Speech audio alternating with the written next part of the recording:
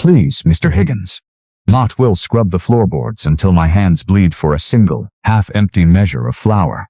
The desperate whisper hung in the heavy, dust-choked air of the general store, a stark contrast to the rattling wind battering the wooden shutters outside. Ilara stood shivering in the center of the room, her strikingly beautiful features pale and drawn from weeks of near starvation. Her delicate frame, wrapped in a threadbare, faded calico dress, with a torn hem that dragged against the dirty boots of the men around her, seemed to shrink beneath the crushing weight of their collective judgment.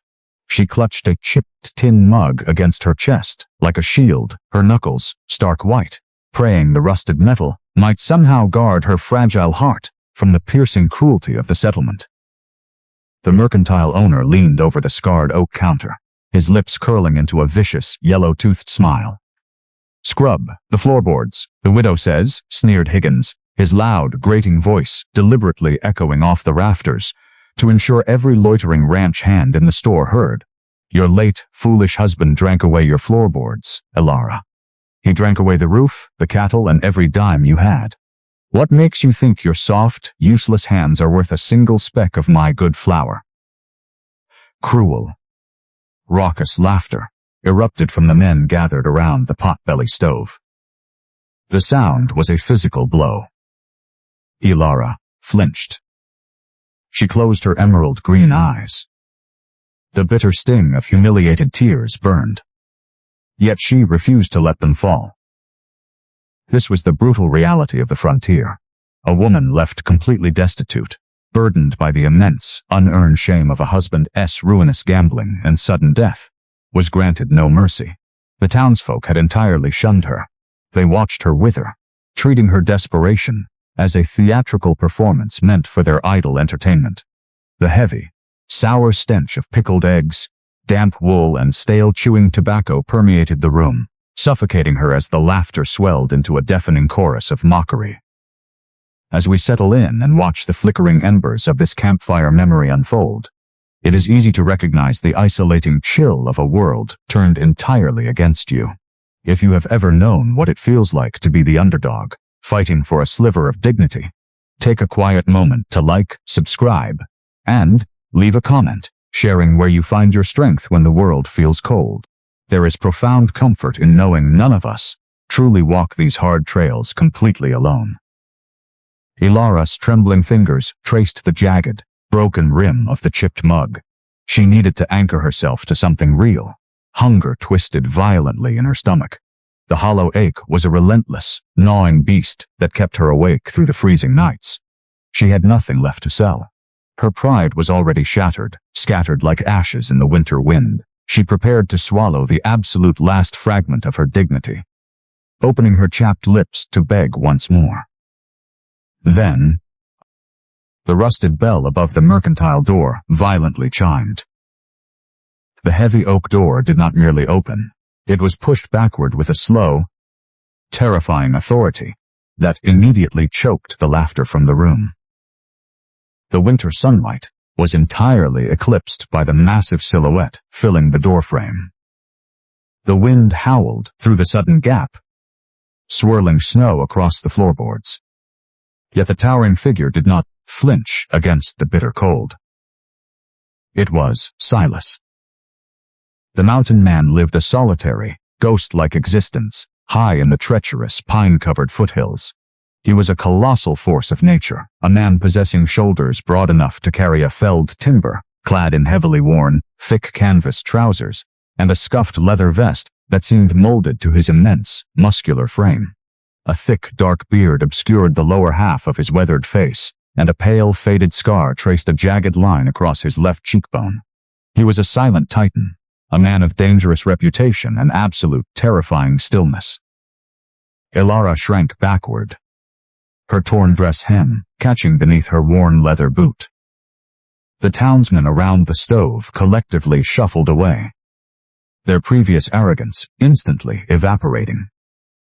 The silence in the mercantile became absolute, thick and heavy with sudden, palpable dread. Silas stepped fully into the room. The floorboards groaned in deep protest beneath his massive weight. He did not look at the cowering townsman. He did not look at the mercantile owner. His deep-set, warm amber eyes locked instantly, and entirely, onto Alara. She stopped breathing. The air trapped in her lungs turned to ice.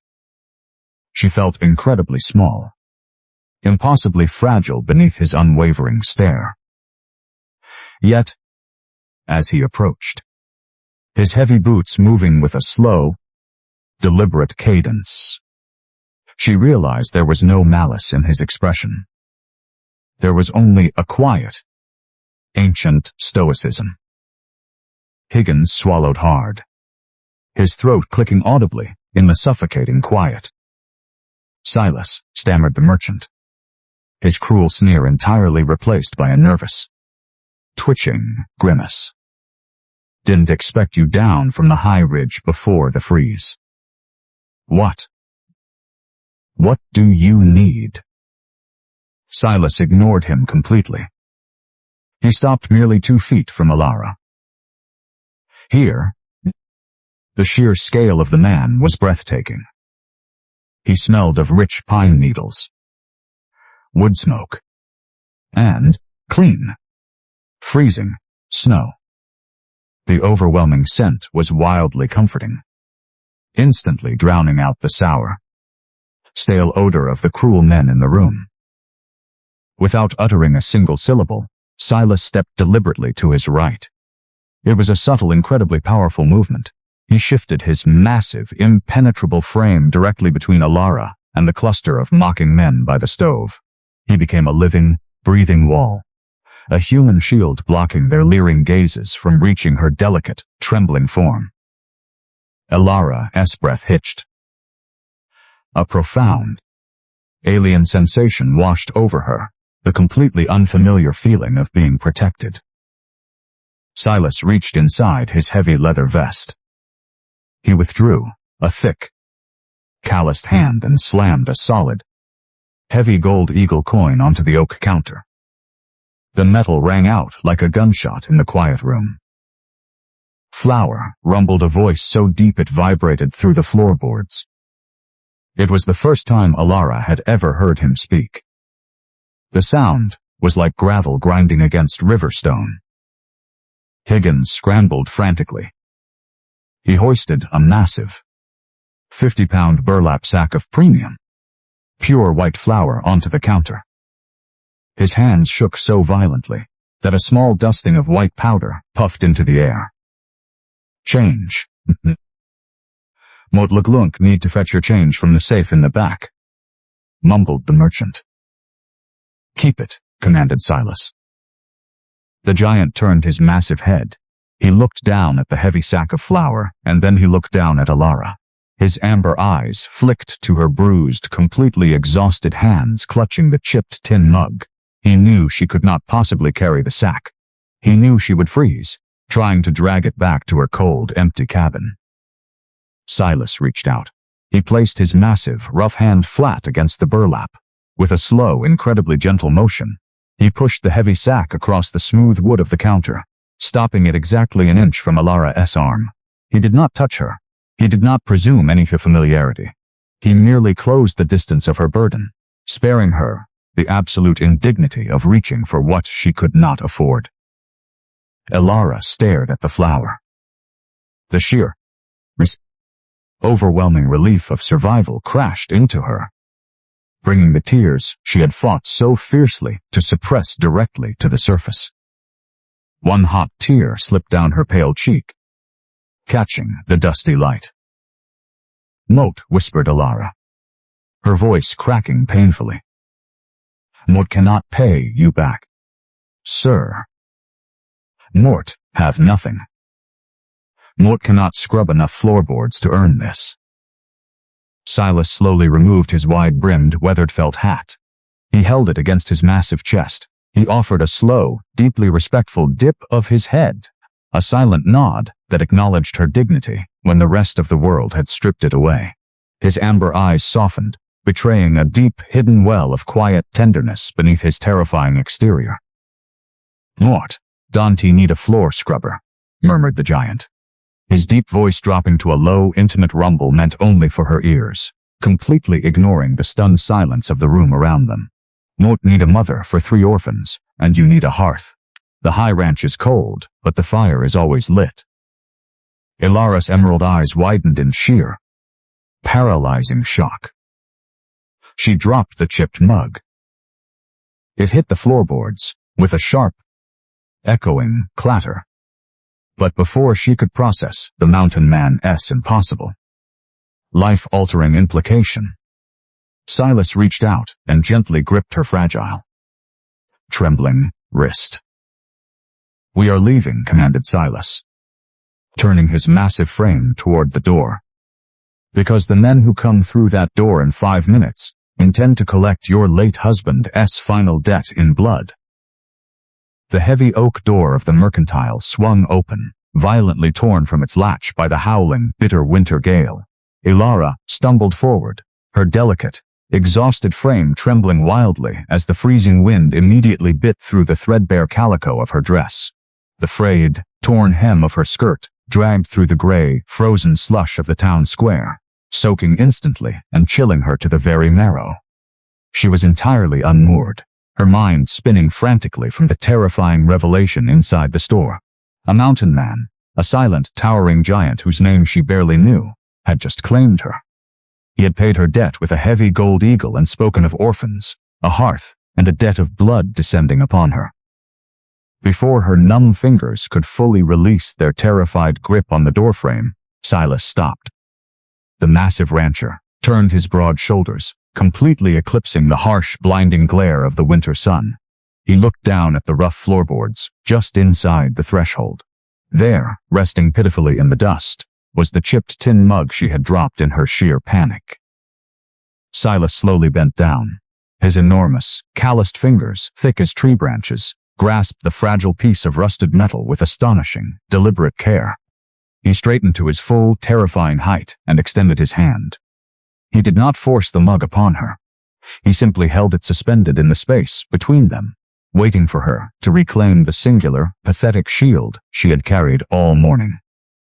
Ilara reached out, her pale, bruised fingers brushing lightly against the worn, scuffed leather of his heavy vest. The contrast was utterly staggering.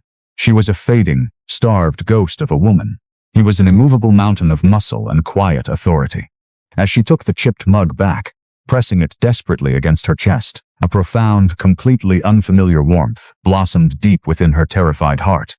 It was a minuscule, entirely unspoken gesture of pure respect. It was her first quiet moment of warmth in a profoundly cold world. She stepped off the covered wooden boardwalk and down into the frozen, rutted mud of the main thoroughfare. Instantly, the brutal, biting gale threatened to knock her entirely off her feet. Silas shifted. It was a subtle, highly intentional movement. He took one long, heavy stride to his left, placing his colossal, incredibly broad back directly into the path of the howling wind. He became a living breakwater. The freezing gusts shattered against his thick canvas trousers and heavy leather vest, leaving Ilara entirely sheltered in his massive, quiet shadow. She stared up at his broad shoulders, a quiet emotional reflection washing over her fractured soul. For months, she had been ruthlessly exposed. She had been battered by the cruel judgments of the town, left completely vulnerable to the elements and the vicious mockery of her neighbors. Now, standing behind this silent, terrifying stranger, she realized she felt an impossible, terrifying spark of true safety. She was trading the known terror of starvation for the absolute unknown of a towering mountain man. Yet her heart instinctively leaned toward his heavy, steady presence. Well, look what the winter wind blew down from the high ridge.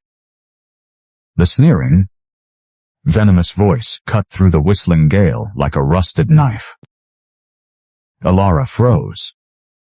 The blood drained entirely from her strikingly beautiful, exhausted face. Standing directly in their path, blocking the narrow lane leading toward the livery stables, were 5 men. They were hardened, unsavory figures, wrapped in dark, greasy wool coats.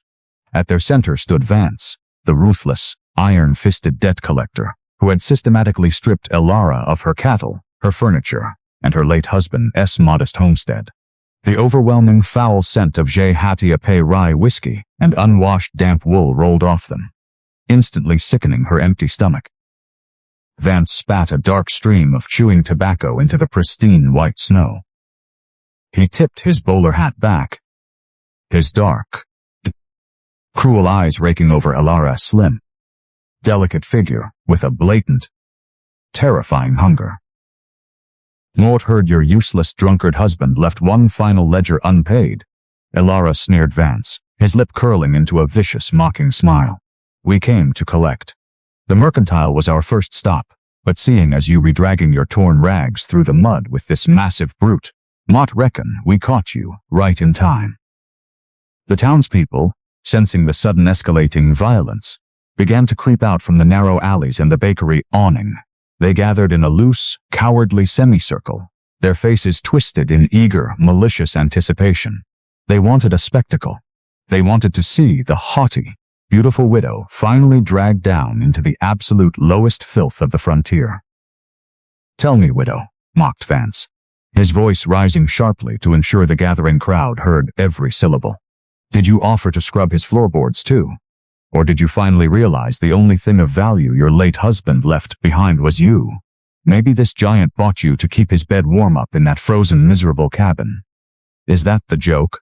The high and mighty Elara, sold off like a cheap, broken broodmare to a man who barely grunts. Cruel, when? Raucous laughter erupted from the gathered mob. The sound was deafening. It tore at Elara's soul. She squeezed her eyes shut. She wanted to sink into the frozen mud and disappear entirely. The humiliation was absolute. A crushing, suffocating weight. Silas did not flinch. He did not raise his voice. He did not posture. The mountain man slowly turned his head. His deep-set, warm amber eyes found Elara's terrified, tear-filled green gaze. He saw the profound, unearned shame breaking her spirit. Slowly, deliberately, Silas offered her a single, deeply respectful nod. It was a silent, immovable promise. Hold steady. Moat am here. Then, Silas turned his massive, imposing frame to face the debt collector. The air in the square instantly changed. The atmosphere grew incredibly dense, heavy with the terrifying, lethal stillness of an apex predator. Silas took one heavy, deliberate step forward.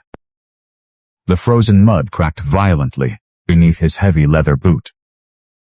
The laughter of the mob instantly choked off. The townspeople shrank backward, their malicious smirks melting into genuine, wide-eyed terror. Vance swallowed hard, his hand dropping nervously toward the heavy iron revolver strapped to his hip. You got business with me, Silas, hissed Vance, his bravado severely fracturing under the giant's silent, crushing stare. This ain't your fight. The woman owes a debt. Blood or silver. That's the law of the frontier. Her debt, rumbled Silas, his voice a low, terrifying vibration that seemed to echo from the very bedrock of the mountain behind them, is settled. Settled? Sneered Vance, though his voice trembled noticeably. He took a half-step backward, intimidated by the sheer, overwhelming breadth of the rancher's chest. She owes $300. Motka no ove kept for a fact you don't carry that kind of coin down from the high ridge, mountain man. So unless you retelling this town, you retaking on her legal burdens as her lawful husband, you step aside, and let us take our property. It was meant to be the ultimate, cruel joke. A weaponized mockery designed to force Silas to abandon her. No man in his right mind would take on a $300 debt for a disgraced, starving widow. The crowd waited, holding their collective breath, fully expecting the towering giant to step aside in disgust. Silas stared down at Vance. The silence stretched, tight and agonizing as a drawn bowstring. Ilara stopped breathing. Her heart hammered wildly against her ribs. She braced herself for the inevitable abandonment. She clutched the chipped tin mug, preparing for the violent hands of Vance's men to seize her delicate arms. Instead, Silas reached his massive, thick-fingered hand slowly into the deep, inner pocket of his scuffed leather vest. "Motam," murmured Silas. The two words dropped into the frozen silence of the square with the concussive force of an avalanche. Vance's jaw went completely slack.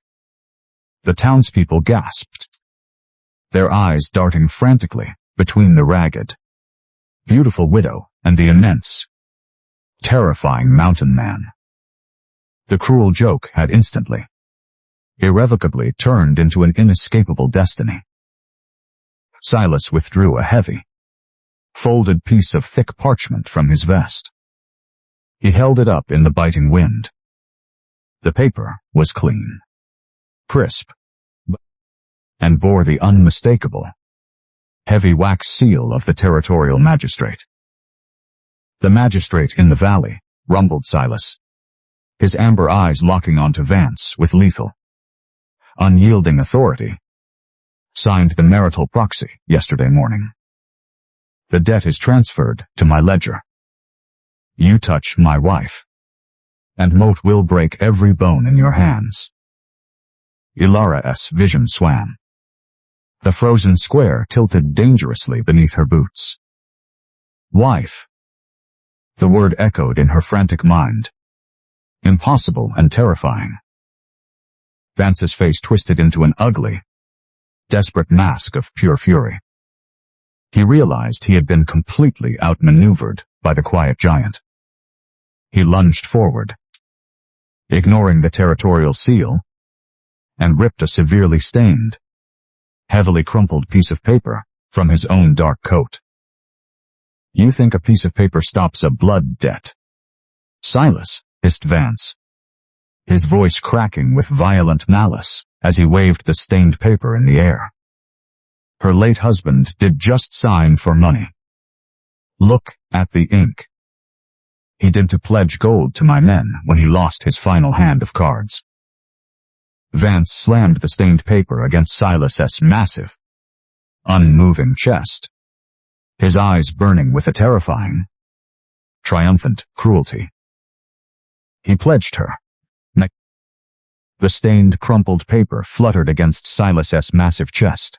Vance's triumphant sneer stretched wide, his crooked yellowed teeth bared to the biting winter wind.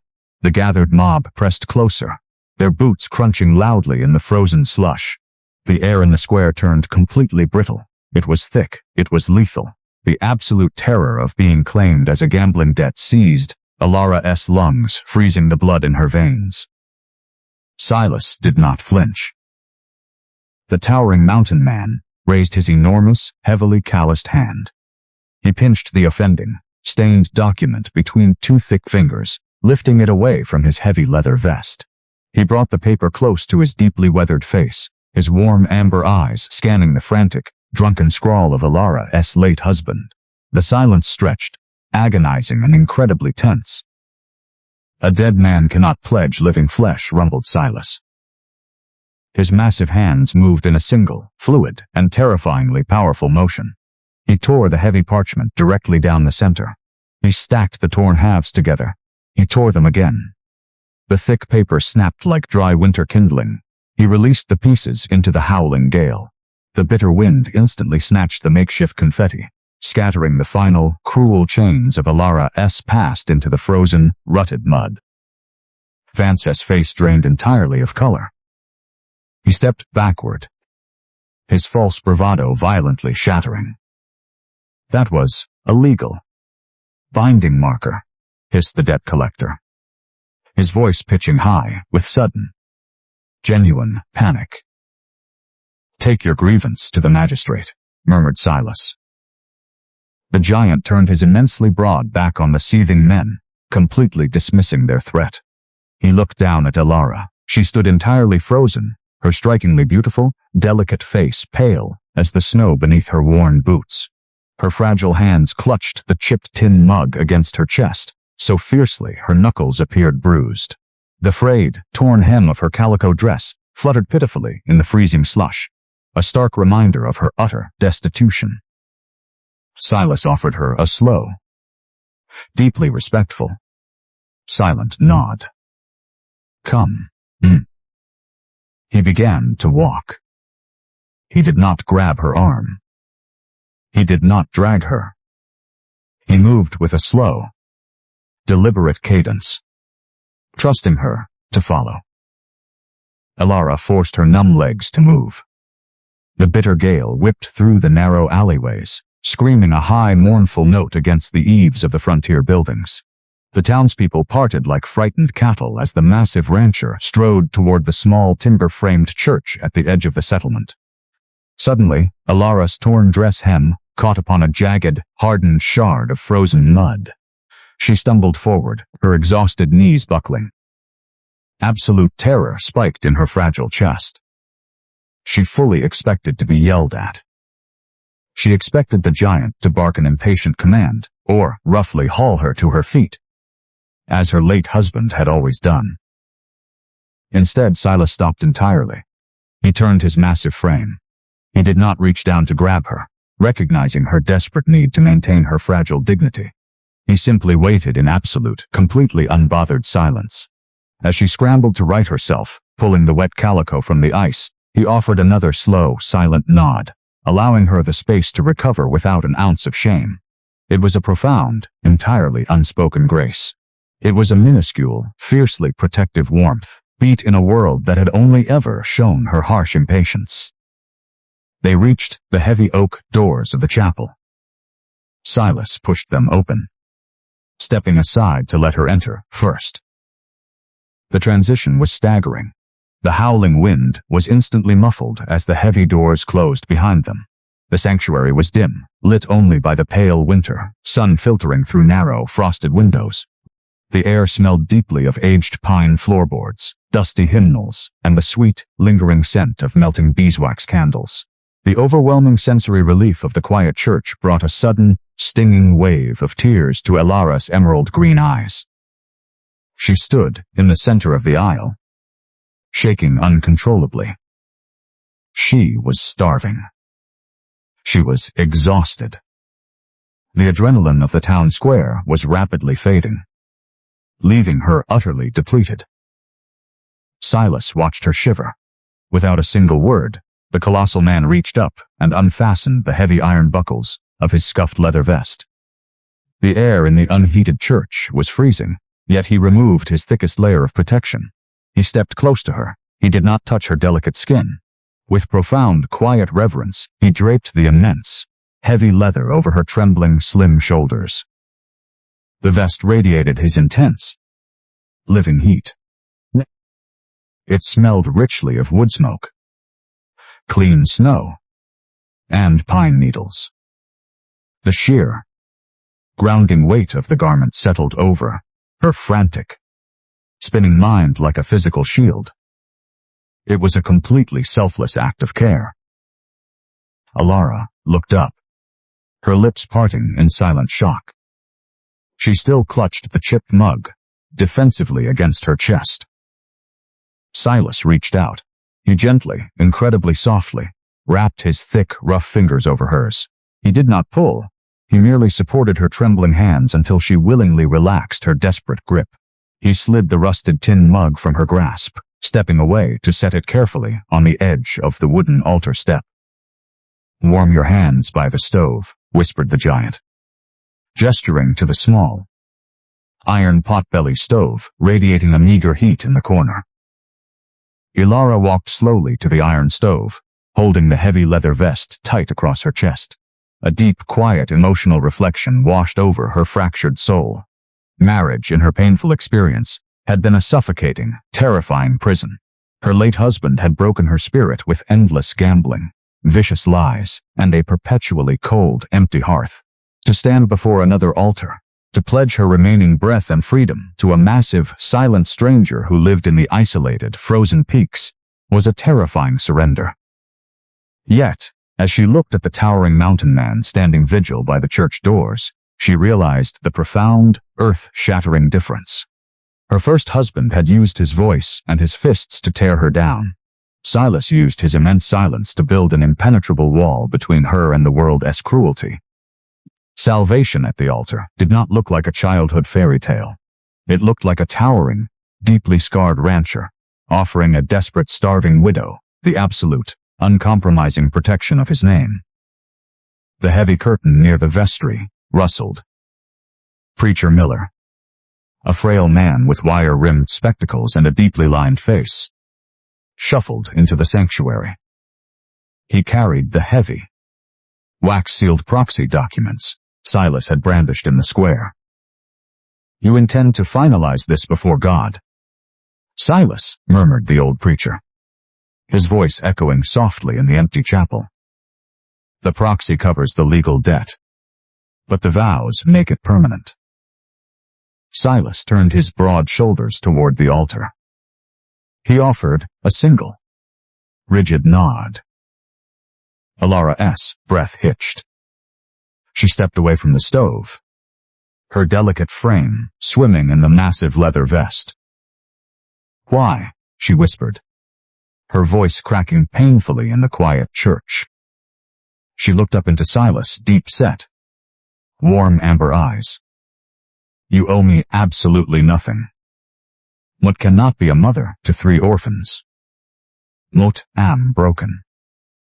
More cannot even feed myself. Why would you buy my debt and offer me your name?" Silas looked down at her.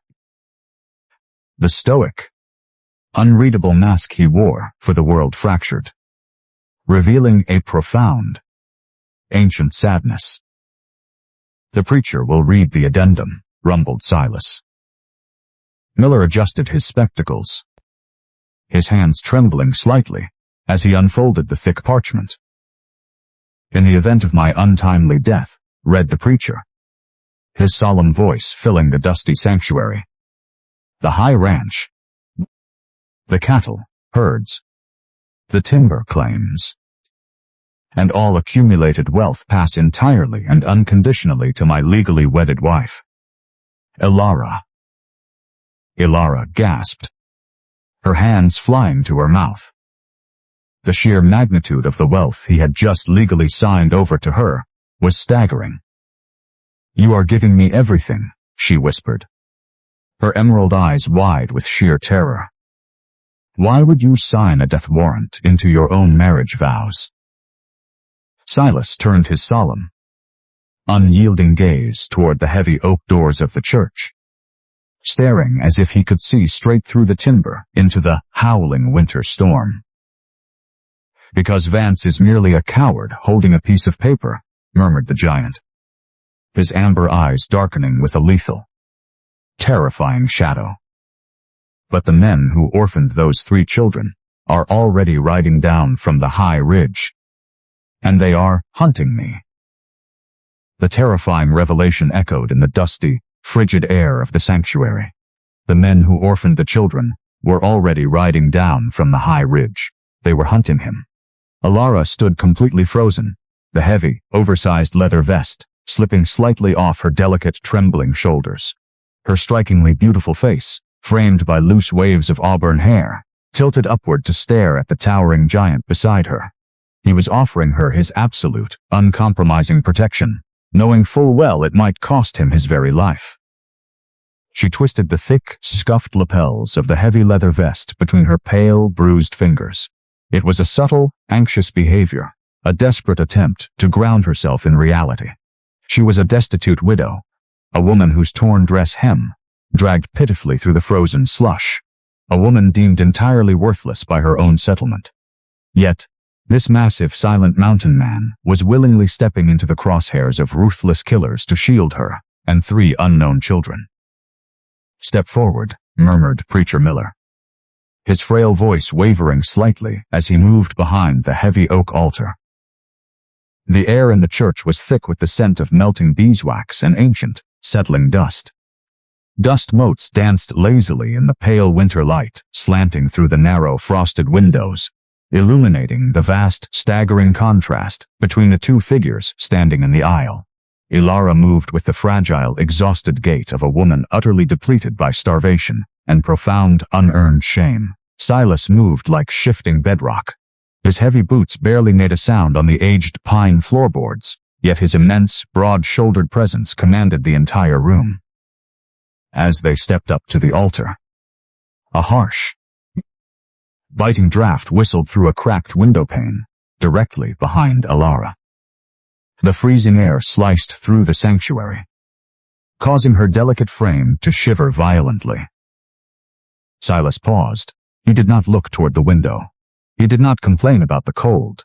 He simply shifted his massive weight, taking one deliberate, heavy step to his right. He placed his colossal, immovable frame directly between Ilara and the shattered pane. The bitter draft shattered entirely against his thick canvas trousers and broad back. The sudden, absolute relief from the freezing wind washed over her. It was a minuscule, entirely non-verbal moment of care. He was constantly, instinctively mapping the room for threats to her comfort, no matter how small. "Dearly beloved," whispered the preacher, his hands shaking as he gripped the worn, leather-bound Bible. There were no hymns. There were no gathered families wiping joyful tears. There was only the absolute, terrifying necessity of survival. The vows were spoken rapidly, echoing off the timber rafters like a solemn, hasty drumbeat. Ilara listened to the ancient words. A profound, quiet, emotional reflection anchored her fractured soul to the dusty floorboards. Her previous marriage had been a terrifying, suffocating prison. Her late husband had used his vows as a chain, dragging her into utter destitution and public humiliation. Marriage had meant a cold hearth, violent gambling debts, and endless, gnawing hunger. To stand before an altar again sent spikes of sheer terror into her heart. Yet, as she looked at the towering mountain man blocking the winter draft, the terror slowly dissolved into a profound, terrifying flicker of safety. This cold, dusty altar did not feel like the entrance to a cage. It felt like the heavy, impenetrable gates of a fortress closing around her. She was trading a world of cruel mockery for a wall of unyielding stone. "The rings," murmured Preacher Miller, glancing nervously toward the heavily weathered giant. Silas reached his massive hand into the deep pocket of his canvas trousers. He withdrew a simple, heavy silver band. It was completely unadorned, devoid of any precious gems, but it was polished to a flawless, brilliant shine. He turned to Ilara. She slowly raised her left hand, her thin, bruised fingers trembling wildly in the dim light. Before taking her hand, Silas paused. He looked down at his own massive hands, clad in thick, heavy leather work gloves, designed for handling raw timber and barbed wire. He knew the rough, scarred leather would scrape against her fragile, chilled skin. With slow, deliberate care, he unfastened the heavy gloves. He pulled them off, tucking them quietly beneath his massive arm. He presented his bare, incredibly calloused hands. They were heavily scarred, etched with the deep, permanent lines of a brutal frontier life. Yet they radiated a staggering, living heat. He gently, incredibly softly, cupped her bruised fingers within his massive palm. He did not grip her. He simply offered his hand as a resting place. He slid the heavy silver band onto her delicate ring finger. The metal was startlingly warm, having been heated by his own body against the brutal winter chill. It was another profound, quiet warmth beat, a silent promise that his immense strength would never be used to harm her. "Mo do," rumbled Silas. His voice was a deep, resonating vibration that seemed to settle directly into the marrow of her bones. "By the authority vested in me by the territory," whispered the preacher, quickly signing the heavy parchment. What pronounce you man and wife? The proxy is sealed. The blood debt is legally void. It was done. The absolute, staggering reality crashed over Ilara. She was no longer the destitute, mocked widow of the settlement. She was a shielded woman. She bore the name of the most feared, isolated rancher in the territory. Silas turned away from the altar. He did not demand a kiss. He did not presume any immediate, terrifying intimacy. He respected the immense, overwhelming shock radiating from her exhausted frame. Ilara turned to follow him down the aisle, but her gaze fell upon the altar step. Resting exactly where Silas had placed it earlier was her chipped tin mug. It was a pathetic, rusted piece of garbage. Any other man would have kicked it aside or demanded she abandon the pitiful relic of her poverty. Silas stopped. The giant bent down, his massive frame folding with surprising grace. He picked up the rusted metal cup by its delicate handle. He turned to Ilara and extended his massive hand, offering the mug back to her with a slow, deeply respectful, silent nod. He honored her tiny, fractured possessions. He validated the small, desperate shields she used to survive. It was the third quiet warmth beat, a profound gesture that finally allowed a single, hot tear to escape her emerald green eyes. She took the mug, clutching it tightly alongside the heavy, warm leather of his vest. "We ride immediately," rumbled Silas, his amber eyes darkening as he pushed the heavy oak doors open. The violent, howling gale instantly rushed into the sanctuary, tearing at the torn hem of Ilara's calico dress. "The high pass will freeze by nightfall. The wagon is out back." They stepped out into the brutal, blinding white of the winter storm. Silas immediately positioned his broad shoulders against the wind, sheltering her as they navigated the frozen, rutted alleyway behind the church. A massive, heavy timbered draft wagon stood waiting, hitched to two enormous, heavily muscled Shire horses that stomped impatiently in the freezing slush. Ilara hurried toward the wagon, desperate to climb onto the bench and escape the biting wind. Silas suddenly stopped entirely. The colossal man froze, his immense body going completely rigid. The terrifying, lethal stillness returned, heavy and suffocating. Ilara bumped gently against his broad back.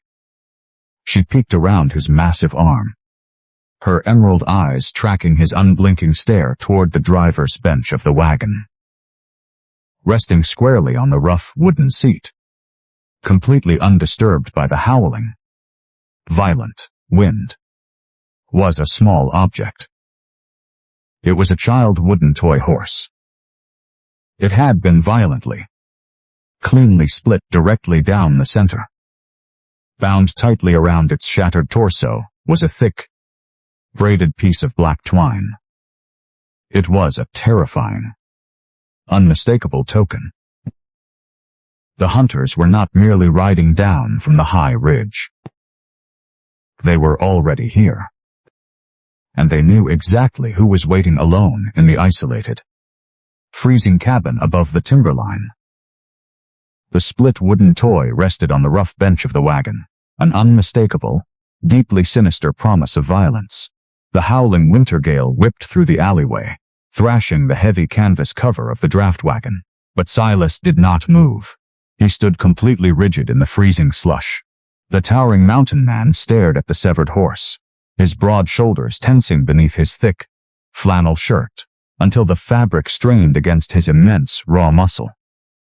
Ilara shrank backward, her fragile, delicate frame shivering violently inside the massive leather vest he had draped over her. Her emerald green eyes darted frantically between the shattered toy and the terrifying, lethal stillness of her new husband. The bitter cold bit ruthlessly through her torn calico dress, numbing her bruised fingers. Yet the sheer terror radiating from the wooden warning froze her far deeper than the winter storm ever could. Silas reached out. His massive, heavily calloused hand closed over the broken toy and the braided black twine. He did not inspect it further, he crushed it entirely. Within his immense fist, the sharp snap of the splintering wood utterly lost to the shrieking wind. He shoved the jagged remnants deep into his canvas trousers, hiding the visceral threat from her sight. "Climb up," murmured Silas. His voice a low, gravelly vibration that barely cut through the storm. Ilara hurried toward the wagon, desperate to obey. But the iron step was built for a giant. Her exhausted legs trembled. The frayed, torn hem of her dress caught heavily in the thick, icy mud, dragging her backward. Silas stepped close. He did not issue a sharp command, or wait for her to struggle and humiliate herself. He placed his massive, rough hands firmly around her incredibly slim waist. With a slow, fluid, and completely effortless motion, he lifted her entirely off the frozen ground. He deposited her gently onto the high wooden bench, keeping her fragile boots completely free of the treacherous ice. It was a profound, silent act of physical care.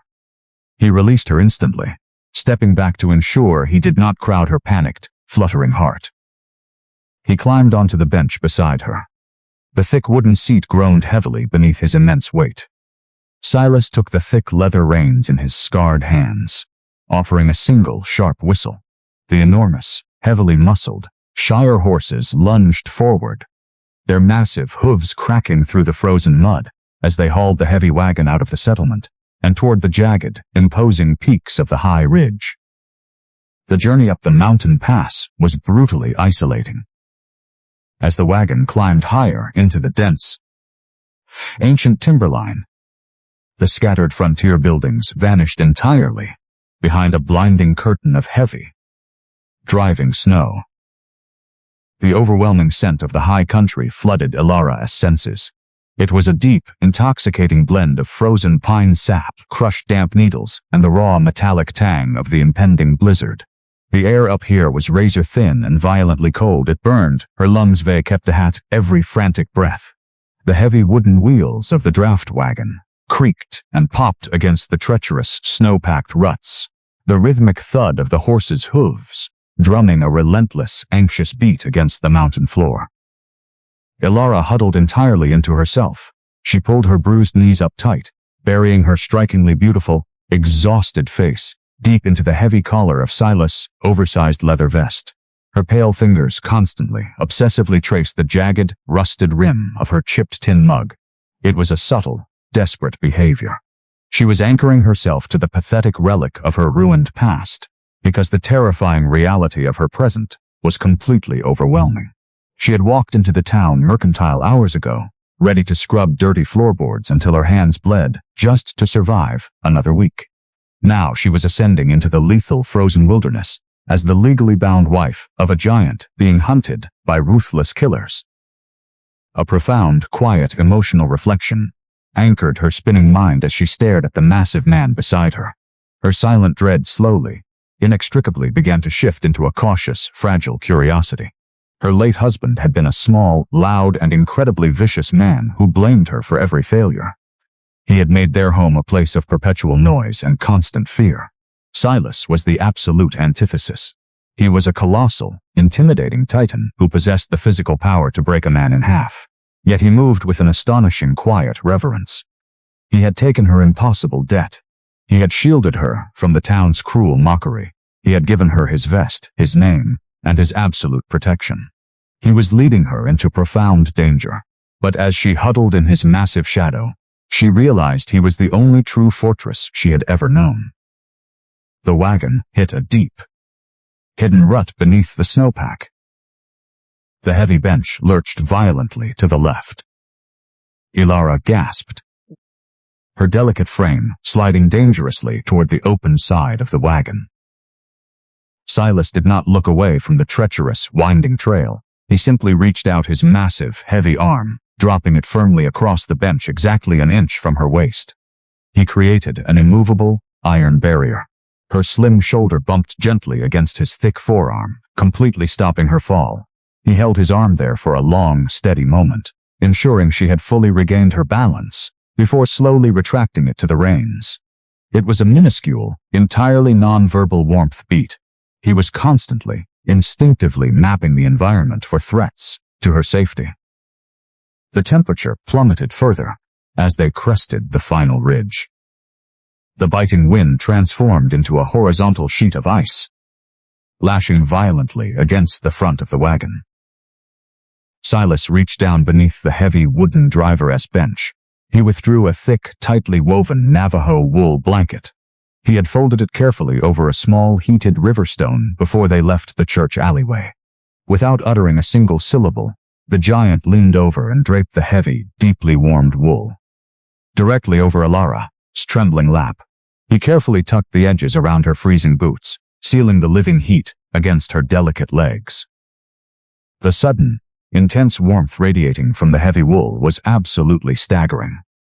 Alara let out a long, shuddering breath, her exhausted muscles finally beginning to unclench. She looked up at his heavily weathered face. The pale scar tracing his cheekbone stood out starkly in the cold, but his deep-set amber eyes remained fixed on the storm ahead. He honored her comfort above his own, suffering the biting wind in merely his flannel shirt so she could finally stop shaking. As the blizzard intensified, driving sharp needles of ice into their faces, Silas shifted his massive weight. He took the heavy leather reins entirely into his left hand. With his right, he reached up and seized the thick canvas edge of the wagon's hood. He pulled the heavy fabric forcefully forward, anchoring it tightly to a metal cleat near his knee. He deliberately leaned his immense, broad-shouldered body forward, using his own torso to plug the remaining gap. He became a living shield, completely blocking the furious wind from striking her fragile face. 3 quiet, profound moments of pure care. 3 silent promises that her immense suffering was finally over. The towering pines eventually began to thin, revealing a vast, isolated clearing high above the rest of the world. Through the blinding, swirling snow, the dark, heavy timber walls of the high ranch cabin slowly materialized. It was a sprawling, rugged homestead, built entirely of massive, hand-hewn logs that looked impenetrable against the brutal frontier landscape. A wide, covered porch wrapped around the front, overlooking the treacherous valley below. It was a fortress. It was the hearth he had promised her. Silas pulled back on the heavy reins. "Whoa," rumbled the giant. The massive Shire horses stomped to a heavy, exhausted halt. The silence of the isolated mountain immediately rushed in, broken only by the howling wind tearing through the pine boughs. Alara clutched her chipped tin mug tightly, a flicker of genuine hope warming her chest. She was eager to step inside, eager to finally meet the orphaned children he had sacrificed everything to protect. Silas tied off the reins. He stepped down from the high bench, his heavy boots crunching deeply into the fresh, unbroken snow. He turned to lift her down. Then, he stopped entirely. The colossal man went completely, terrifyingly rigid. His amber eyes narrowed, locking fiercely onto the heavy timber walls of the cabin. Alara followed his gaze. The massive, iron-bound front door of the cabin was standing completely ajar, violently ripped off its heavy bottom hinge. No smoke curled from the stone chimney. The hearth he had promised was always lit was entirely dead.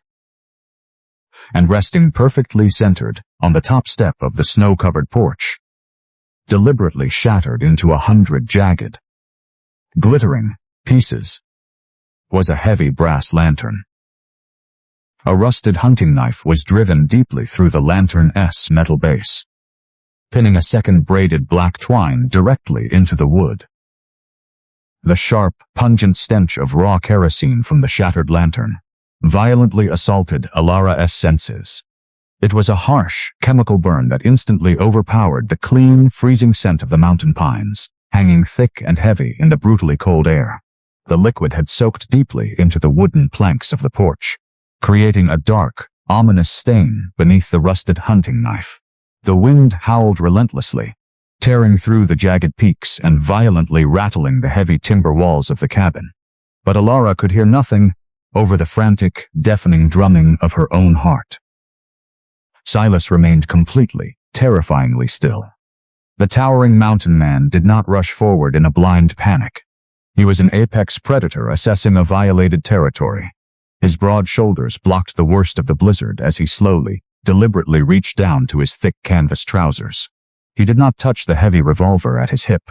Instead, he drew a massive, forged steel hunting blade.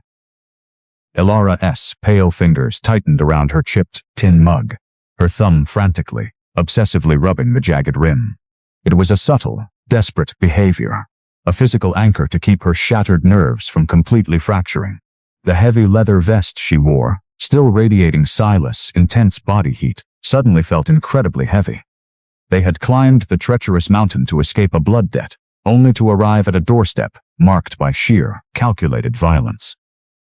Silas took one heavy step toward the porch. Alara instinctively moved to follow him, her torn dress hem dragging through the thick snow. Silas paused. Without turning his massive frame, he reached his free hand backward. He gently, incredibly softly, pressed his thick palm against the small of her back. It was not a push. It was a solid, deeply grounding weight, a silent communication commanding her to stay exactly behind his immovable shadow. He physically anchored her in the storm, ensuring his colossal body remained the absolute barrier between her fragile frame and whatever nightmare waited inside the dark, open doorway. It was a profound, quiet warmth beat in a moment of sheer terror. They ascended the wooden steps. The floorboards groaned in deep protest beneath his massive weight. The shattered glass of the lantern crunched sharply under his heavy leather boots. Silas stepped through the broken doorway. The cabin was utterly dead. The air inside was a frozen tomb. He moved with the terrifying, lethal silence of a ghost. Short, heavy breaths. Rapid, calculating scans of the dark corners. The thick hand-hewn walls were cast in heavy shadows, but the devastation was immediately clear. A massive oak dining table had been violently overturned. Thick wooden chairs were splintered against the far wall. The cupboards were torn open. Heavy ceramic plates shattered across the floorboards like jagged teeth. A sack of flour had been slashed, dusting the destruction in a haunting, pale white powder. Worst of all, the massive stone hearth was completely dark. The fire he had promised her, the fire he swore was always lit, had been maliciously smothered with snow and ash. Silas lowered his blade. The intruders were gone. They had executed their violent search, left their terrifying warning on the porch, and vanished back into the howling storm. Alara stepped carefully into the devastated room, her breath pluming in the freezing air. A deep, quiet emotional reflection anchored her spinning mind as she surveyed the wreckage. She had spent the last 2 years desperately avoiding the violent outbursts of her late husband, constantly sweeping up shattered glass and fixing broken chairs. She had sworn never to bring children into such a terrifying, chaotic world, burying her maternal longing deep beneath layers of starvation and survival. Yet, as she looked at the ruined cabin, she did not feel her usual paralyzing helplessness. She was no longer alone. She was the shielded wife of a giant, and a fierce, undeniable instinct flared to life within her chest. Somewhere in this freezing wreckage, 3 orphaned children were waiting. Silas strode to the center of the room. He kicked aside a heavy, braided wool rug that had been violently tossed near the overturned table. Beneath it lay the solid, wide pine floorboards. He knelt. His massive fingers traced a near-invisible seam in the wood. He found a recessed iron ring, wrapped his thick, calloused hand around it. and pulled with immense, terrifying strength. The floor groaned. A heavy, concealed trapdoor swung upward, revealing a dark, freezing root cellar dug deep into the bedrock of the mountain. Silas had built a fortress beneath his fortress. "Thomas," rumbled Silas, his deep voice softening into a low, incredibly gentle vibration that echoed down into the dark earth. "It's clear. Come up." Silence hung heavy for a terrifying second. Then, a faint, trembling rustle echoed from the depths. A small, dirty hand reached up over the lip of the floorboards. Silas instantly dropped his hunting knife. He reached down, his massive hands enveloping the small arm with absolute, staggering care. He effortlessly lifted a young boy, perhaps 10 years old, out of the freezing dark. The boy, Thomas, was shaking uncontrollably, his dark hair matted with dust, his thin clothes entirely inadequate for the plunging temperature. Next came a young girl, no older than 8, clutching a ragged woolen doll. And finally, Silas reached deep into the cellar and lifted out a tiny, terrified boy of merely 5, wrapping his immense arms entirely around the child's trembling frame. The 3 orphans huddled together on the dusty floorboards, their wide, terrified eyes darting frantically around the devastated cabin. They were profoundly traumatized. They had lost their parents. They had been hidden in the dark while violent men tore apart their home, and now they were freezing. Ilara did not hesitate. The paralyzing fear that had gripped her in the town square entirely vanished, replaced by the profound, rushing tide of reluctant motherhood. She dropped her chipped tin mug onto the floorboards. She ignored the freezing draft. She ignored her torn dress hem. She stepped forward and dropped to her knees, directly in front of the shivering children. Silas watched her. He reached into his heavy canvas trousers and withdrew a single waterproof match. He struck it against the stone of the dead hearth. The tiny flame flared, casting a warm, golden glow against his heavily weathered face. He lit a single, surviving tallow candle that had rolled beneath a bench. He did not place the candle on a table. He walked over and gently handed the small, flickering light directly to Ilara. He surrendered the only source of light in the dark room to her delicate hands. It was a completely unspoken, deeply profound gesture of absolute trust. He was validating her place in this home.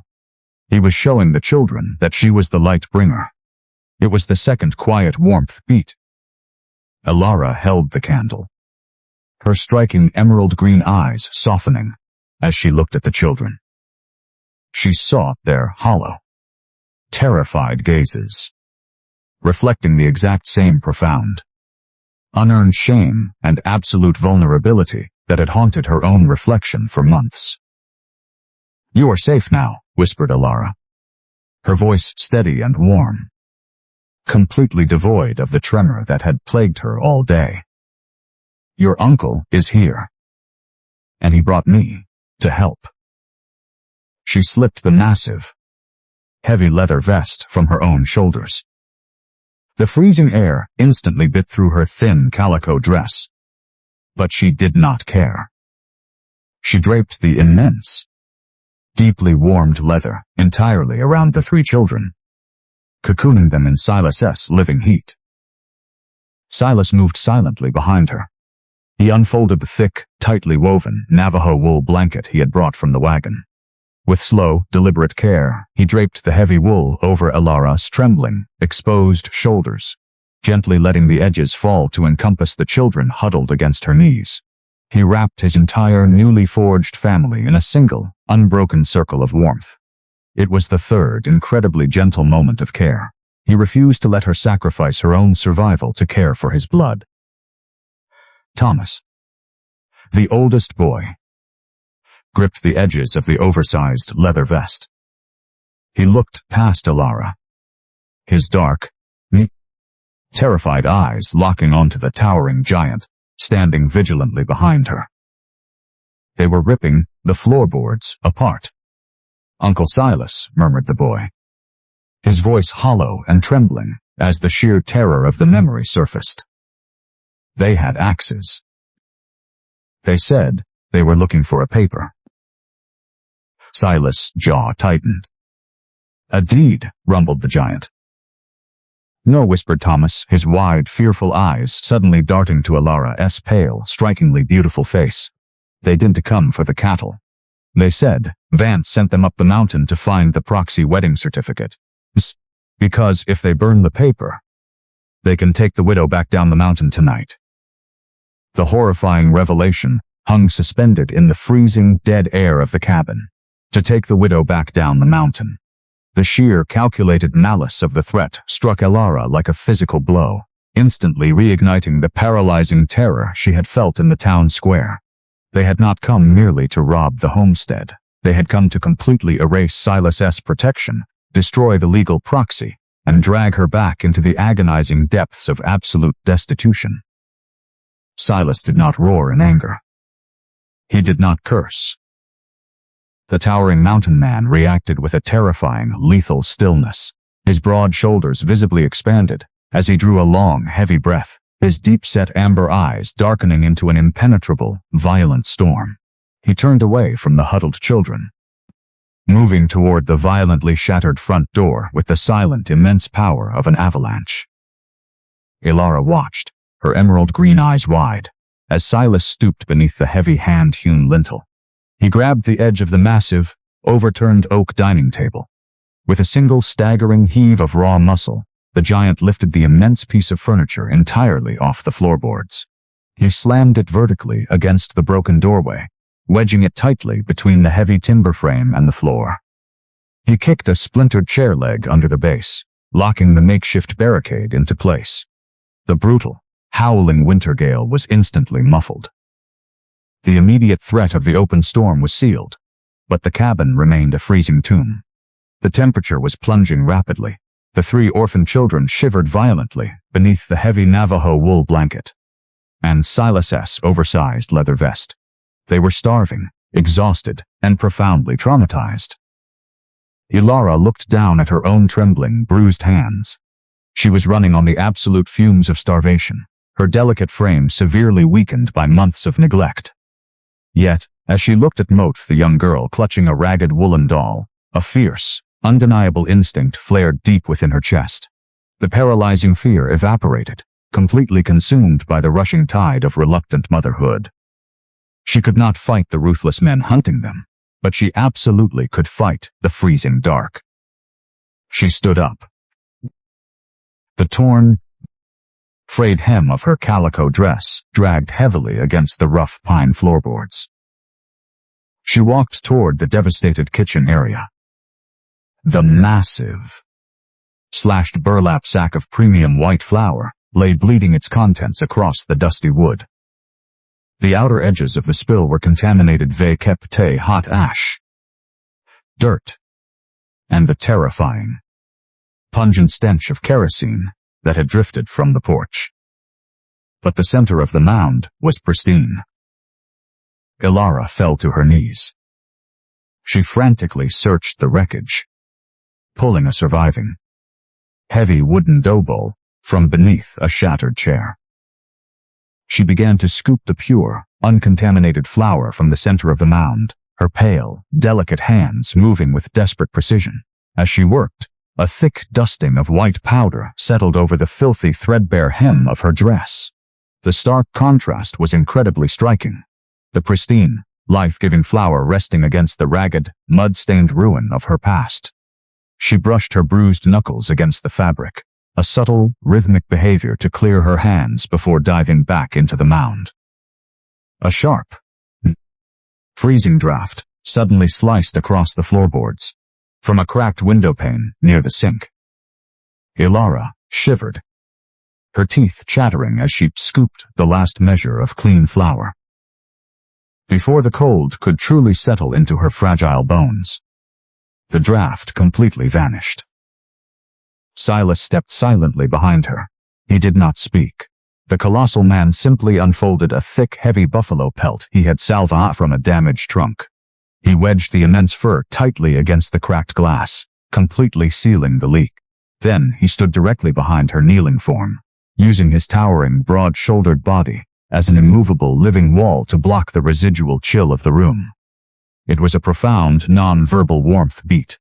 He secured the perimeter solely so she could work in peace. Ilara needed water. She looked frantically toward the frozen pump handle. Silas anticipated the need. He stepped away, gathered a heavy cast-iron kettle, and packed it tightly with clean snow from the shattered window ledge. He carried it to the dark hearth, with a few striking motions of his waterproof matches, and a handful of dry cedar shavings salvaged from the woodbox. A brilliant, roaring fire exploded to life within the heavy stone fireplace. He suspended the kettle over the flames. Within minutes, he carried a heavy tin cup of warm, melted snow to her side, setting it gently beside her wooden bowl. Ilara poured the warm water into the center of the flower well. She plunged her bruised, exhausted hands into the sticky mixture. She began to knead. The physical exertion was agonizing. Her starved muscles screamed in protest. Her shoulders ached violently with every push, fold, and turn of the heavy dough. The rhythmic chaos, wet slap of the dough against the surviving wooden board echoed loudly in the quiet, firelit cabin. A deep, quiet, emotional reflection anchored her fractured soul as she pushed through the pain. Her late husband had viciously mocked her homemaking skills. He had routinely thrown her baked bread against the wall, calling her useless, soft, and entirely burdensome. He had convinced her that she possessed no true value in the harsh reality of the frontier. Yet, as she forcefully kneaded the dough, folding life and sustenance back into the mixture, she realized the absolute lie of his cruelty. Her delicate hands were not useless. They were currently forging the literal difference between life and death for 3 traumatized orphans. Her quiet, domestic resilience was a weapon just as vital as Silas' heavy iron revolver. A tiny, timid movement caught her periphery. The 8-year-old girl had crept out from beneath the heavy Navajo wool blanket. She shuffled silently across the floorboards, her wide, dark eyes fixed entirely on Ilara's moving hands. The child stopped merely inches from Ilara's flour-dusted hem. The young girl slowly uncurled her tiny, filthy fist. Resting in her palm was a small, crushed paper packet of coarse salt she had managed to salvage from the overturned cupboards. Ilara stopped kneading. She looked at the child, her emerald green eyes softening with immense, heartbreaking tenderness. "Thank you," whispered Ilara, her voice incredibly warm and steady. She gently took the salt, ensuring her flour-coated fingers brushed softly against the child's freezing palm. The young girl did not flinch away. Instead, she offered a minuscule, fragile smile before hurrying back to the safety of her brothers. It was the second quiet warmth beat, a profound, silent acceptance of Ilara's presence by the shattered family. Ilara folded the salt into the dough, shaping it into a smooth, heavy round. Silas stepped forward, carrying a massive, heavy cast-iron Dutch oven he had heated near the flames. He placed it carefully on the hearthstones. Ilara dropped the dough inside, and Silas immediately covered it with the heavy iron lid, burying the pot entirely in glowing red-hot coals. The waiting began. Ilara slumped backward against the thick timber wall, her delicate frame completely, utterly depleted. She pulled her bruised knees to her chest, resting her dizzy, aching head against the rough wood. Silas walked quietly across the room. He bent down near the root cellar opening and retrieved the rusted, chipped tin mug Ilara had dropped in her panic. He carried it to the hearth, filling it with the remaining hot water from the kettle, dropping in a small pinch of dried pine needles he kept in his vest pocket. He walked over to Alara and slowly knelt, bringing his massive frame down to her level. He pressed the warm, chipped mug directly into her flour-dusted hands. "Drink," rumbled the giant, his deep voice carrying a profound, quiet reverence. He did not offer a new cup. He honored her broken mug, understanding it was the only piece of the world she felt she truly owned. It was the third incredibly gentle warmth beat. The hot pine tea scalded her throat in the best possible way, sending a brilliant, living heat cascading through her shivering, exhausted body. Slowly, incredibly slowly, the sharp, chemical burn of the shattered kerosene lantern was completely defeated.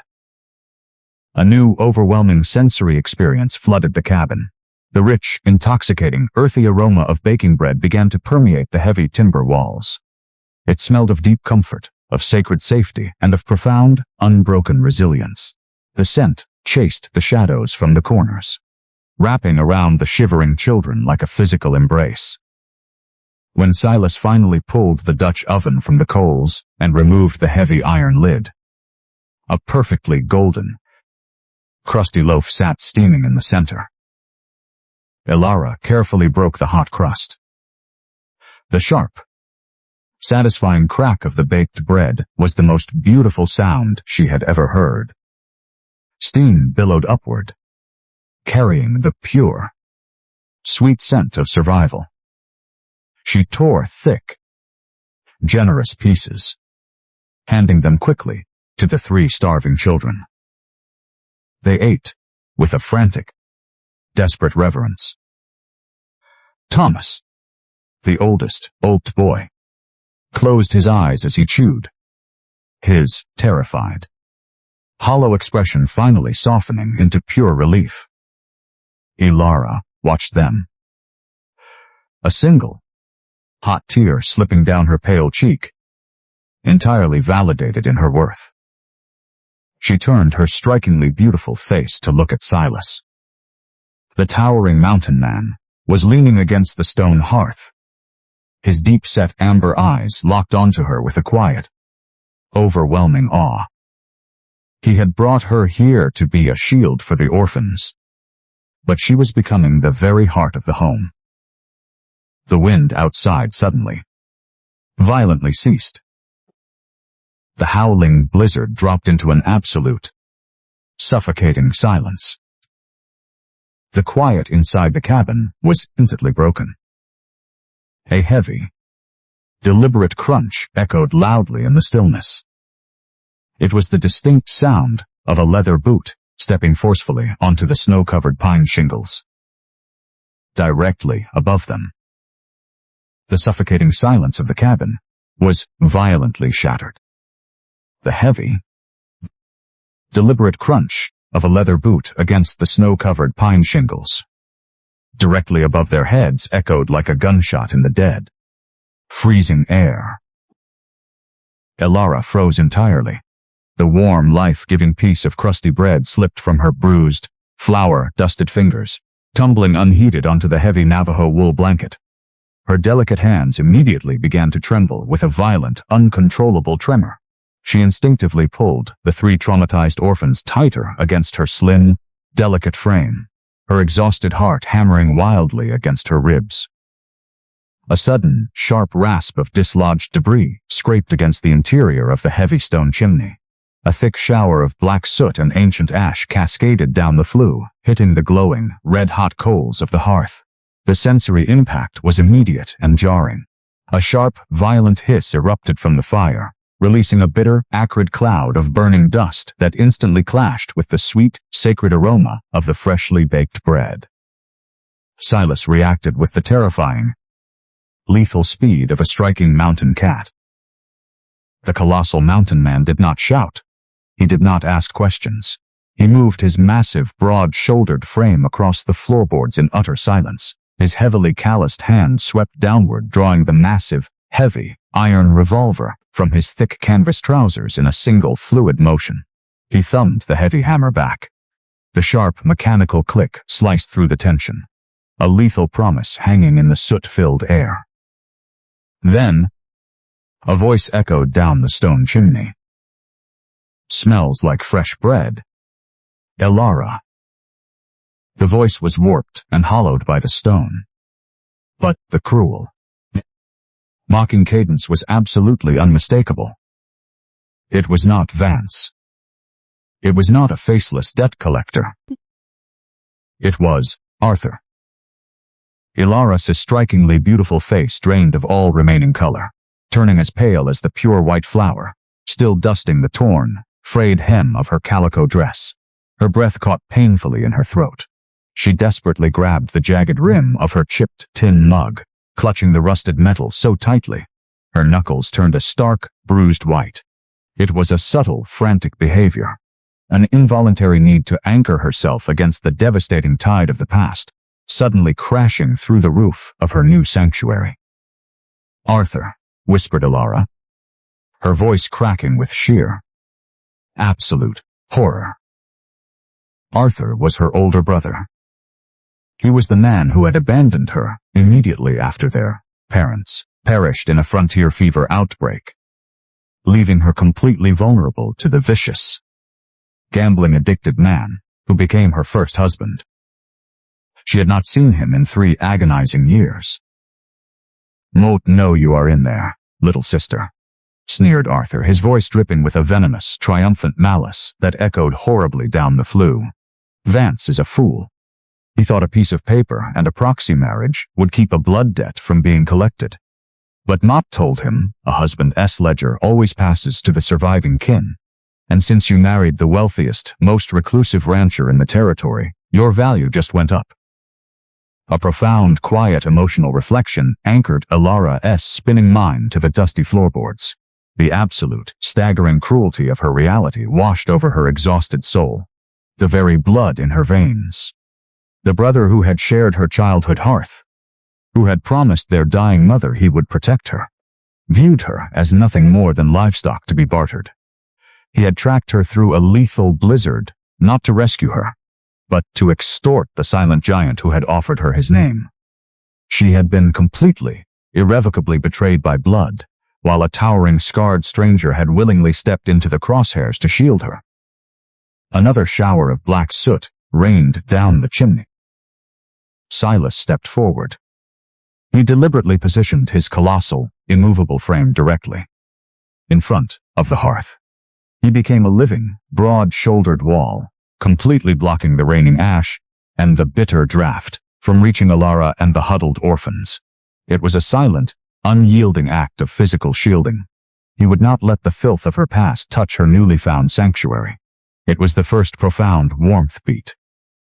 The giant looked down at Elara. He saw her violent trembling. Noting the way her pale fingers were desperately white, knuckling the chipped tin mug, threatening to spill the remaining hot pine tea onto her flour-dusted lap. Silas slowly reached out with his free hand. He did not try to take the mug away from her. Instead, he gently, incredibly softly, wrapped his massive rough fingers entirely over hers. The immense, living heat of his calloused hand instantly grounded her frantic pulse. He held her shaking hands perfectly steady, his amber eyes locking onto hers with a quiet, fierce reassurance. "Mote am here." It was the second non-verbal "ve kep," a romate hat beat, a minuscule gesture of immense care in the face of sheer terror. Thomas, the oldest orphaned boy, whimpered softly, his dark eyes wide with renewed panic as the voice continued to echo from the roof. Silas released Elara's hands and turned his heavy, weathered face toward the boy. The towering rancher offered Thomas a slow, deeply deliberate, and absolute nod. It was a silent, immovable promise of pure authority. The boy immediately stopped whimpering, anchoring his fragile courage to the giant's unyielding strength.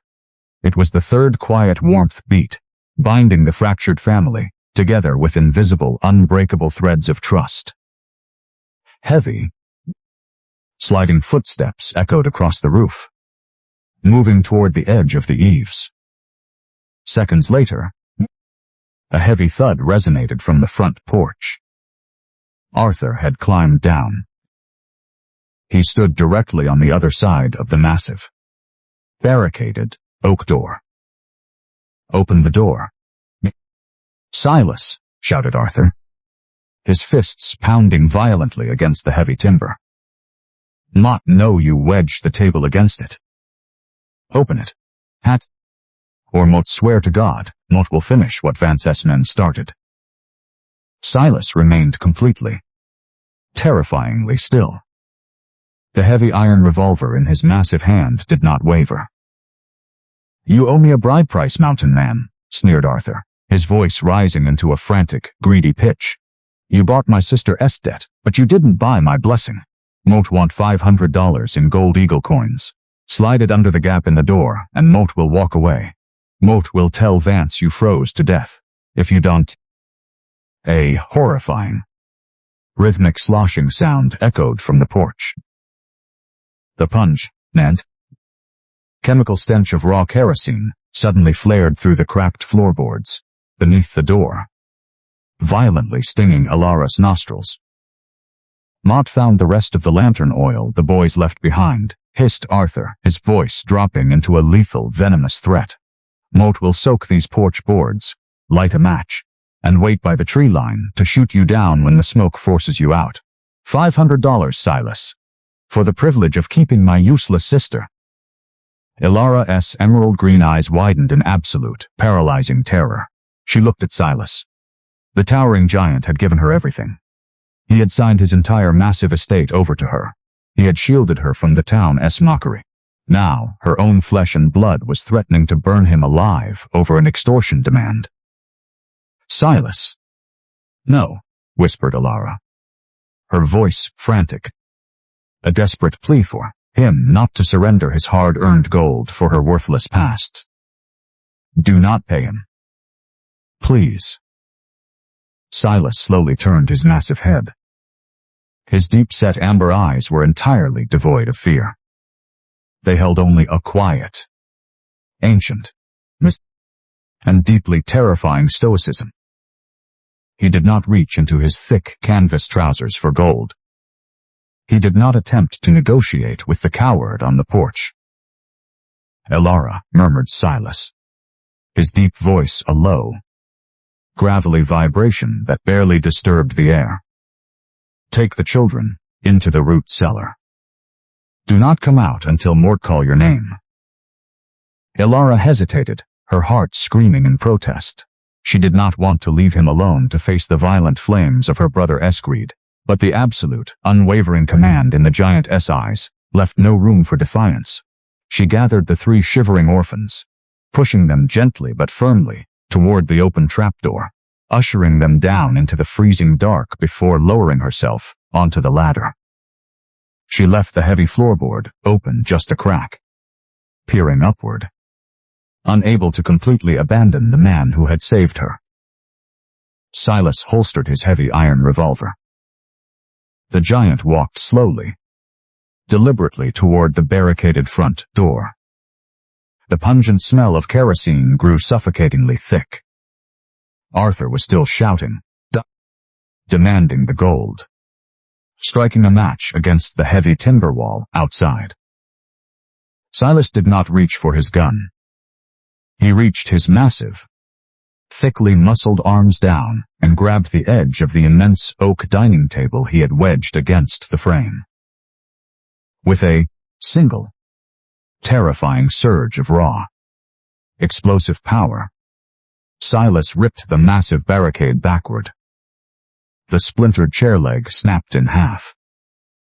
The giant reached out and grabbed the iron latch of the heavy door, throwing it violently open to the freezing, howling winter wind. Arthur stood on the porch, a lit match hovering dangerously over a puddle of raw kerosene, a triumphant, vicious smirk twisting his face. But as the heavy oak door swung wide, Arthur's smirk completely vanished, replaced by an expression of sheer, unadulterated horror, as he looked past the giant's broad shoulders and saw exactly what Silas was holding in his left hand. The sickening sweet stench of raw kerosene rushed violently into the cabin, instantly battling the pure, sacred aroma of the baked bread. The bitter winter gale howled through the open doorway, whipping Alara, ass loose, auburn hair wildly around her strikingly beautiful, terrified face as she peered up through the narrow crack of the floorboards. Arthur's venomous, triumphant smirk completely vanished. The tiny, flickering flame of the match in his trembling hand cast a sickly yellow glow against his pale, sudden realization of absolute doom. He stared, completely paralyzed, past the towering giant's broad chest to see exactly what Silas was holding in his left hand. It was not gold. It was not a heavy iron revolver. It was the massive, 2-gallon cast-iron kettle. Silas had pulled it directly from the roaring red-hot coals of the stone hearth, a fraction of a second, before tearing the heavy oak door open. The thick metal radiated a furious, volatile heat. Furiously boiling, scalding water churned aggressively inside. Thick columns of searing white steam billowed rapidly into the freezing winter air, a terrifying counter-threat to the freezing kerosene pooled on the porch. The mathematical certainty of the frontier standoff immediately crashed over Arthur. He held a tiny stick of wood that might ignite the porch boards in 10 seconds. Silas wielded 2 gallons of liquid fire that would instantly, permanently melt the flesh from Arthur's bones before the match ever touched the ground. "Drop it," murmured Silas. His deep voice was not a shout. It was a low, gravelly vibration that barely rose above the screaming wind, yet it carried an ancient, lethal authority that shattered Arthur's false bravado into dust. The towering mountain man did not flinch. He did not posture.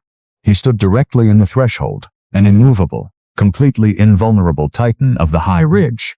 Utterly indifferent to the flames, Arthur threatened. Arthur's hand shook violently. The tiny flame of the match burned quickly down the wooden stick, licking fiercely against his uncallosed fingers. Silas shifted his massive, heavy leather boots. As he braced his colossal frame against the freezing draft, he deliberately dragged his heel backward. With a subtle, highly intentional movement, he hooked the edge of the heavy, tightly woven Navajo wool blanket resting on the floorboards and pulled it entirely over the open crack of the root cellar trapdoor. He completely sealed Alara and the shivering orphans in absolute darkness, perfectly blocking the biting winter wind and the toxic fumes of the kerosene from reaching their fragile lungs. It was a profound, non-verbal warmth beat. Even in the absolute climax of a lethal standoff, the giant's first instinct was to ensure the freezing draft did not touch his newly claimed family. Alara watched through a tiny remaining gap in the floorboards.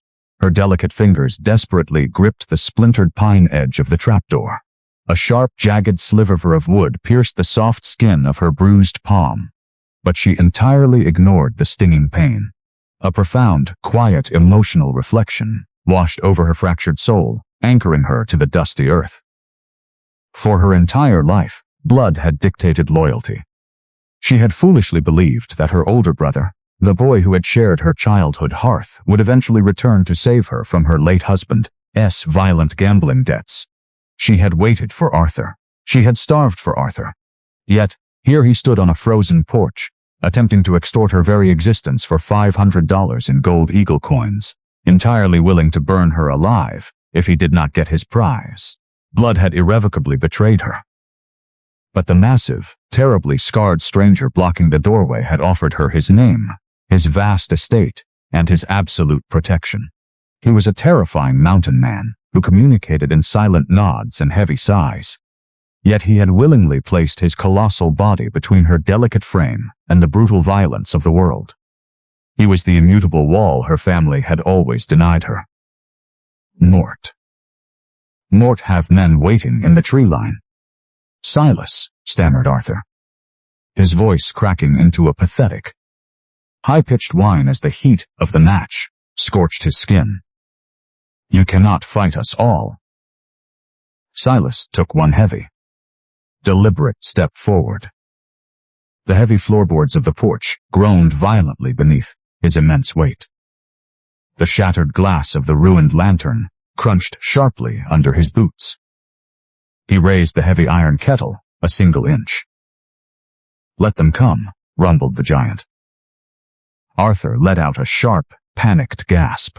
The match burned his fingers entirely. He dropped it. The tiny piece of wood tumbled through the freezing air, missing the dark puddle of raw kerosene by mere inches. It hit a patch of wet, unbroken snow and hissed violently, extinguishing instantly into a wisp of pathetic, gray smoke. The threat was dead. Arthur stumbled backward, his leather boots slipping desperately on the icy boards. He did not look back. He scrambled off the edge of the porch, entirely abandoning his extortion, his pride, and his sister. He plunged frantically into the blinding, swirling white of the blizzard, disappearing into the treacherous frozen timberline, like a chased coward. Silas did not pursue him.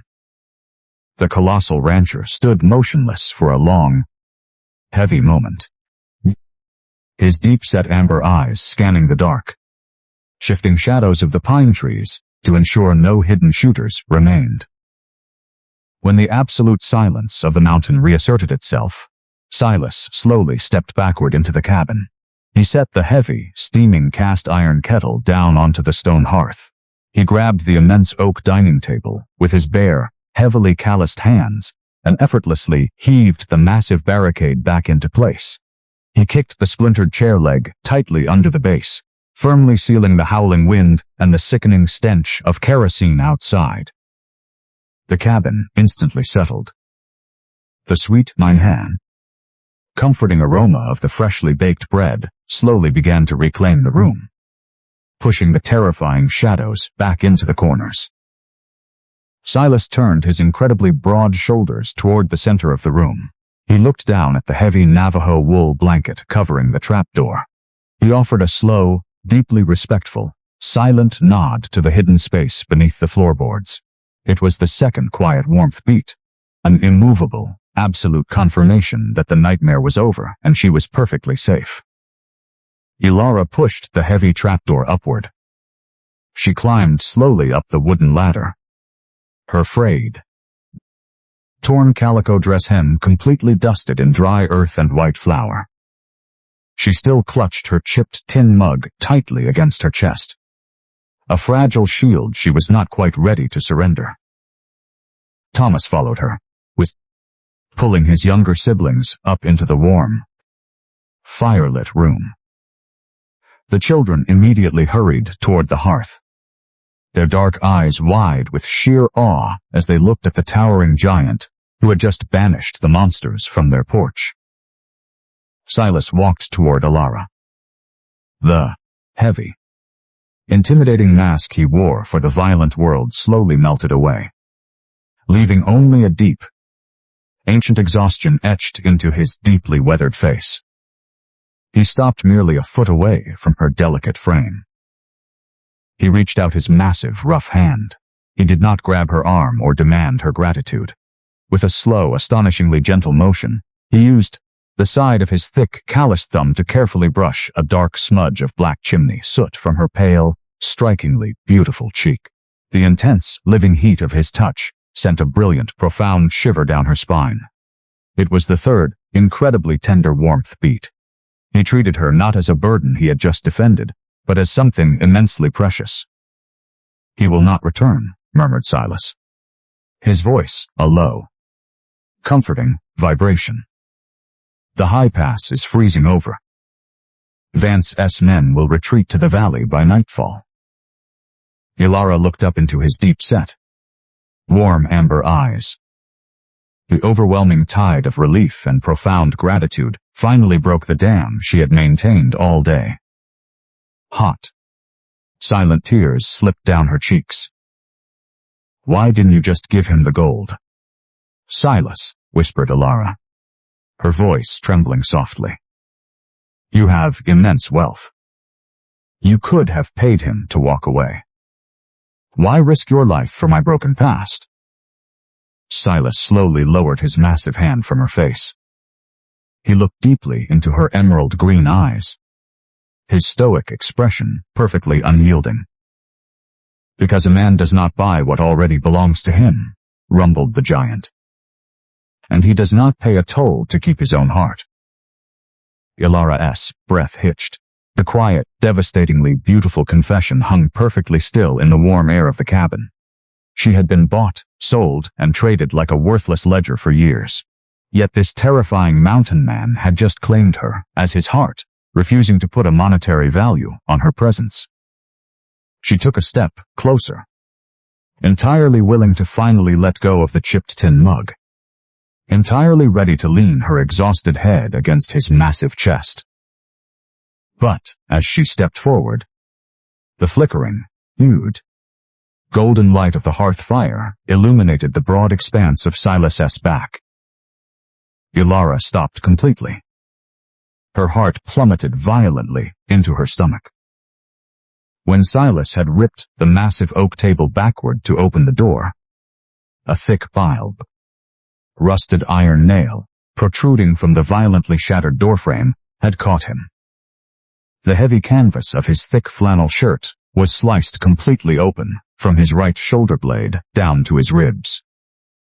Beneath the torn fabric, Ilara saw the horrific, jagged laceration slicing deeply into his heavy muscle.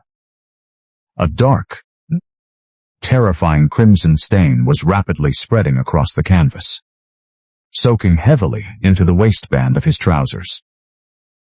The towering, immovable giant had been standing in the doorway, projecting absolute, invulnerable dominance against her brother, all while bleeding heavily from a massive, agonizing wound he had absorbed in absolute silence so the children would not hear him suffer.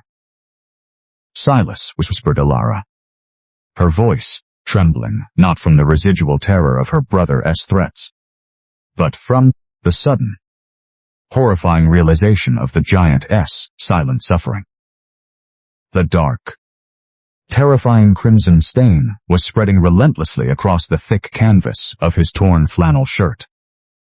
He had absorbed the brutal impact of the rusted iron nail without uttering a single sound, completely shielding the traumatized orphans from the violent reality of the standoff. Ilara did not hesitate.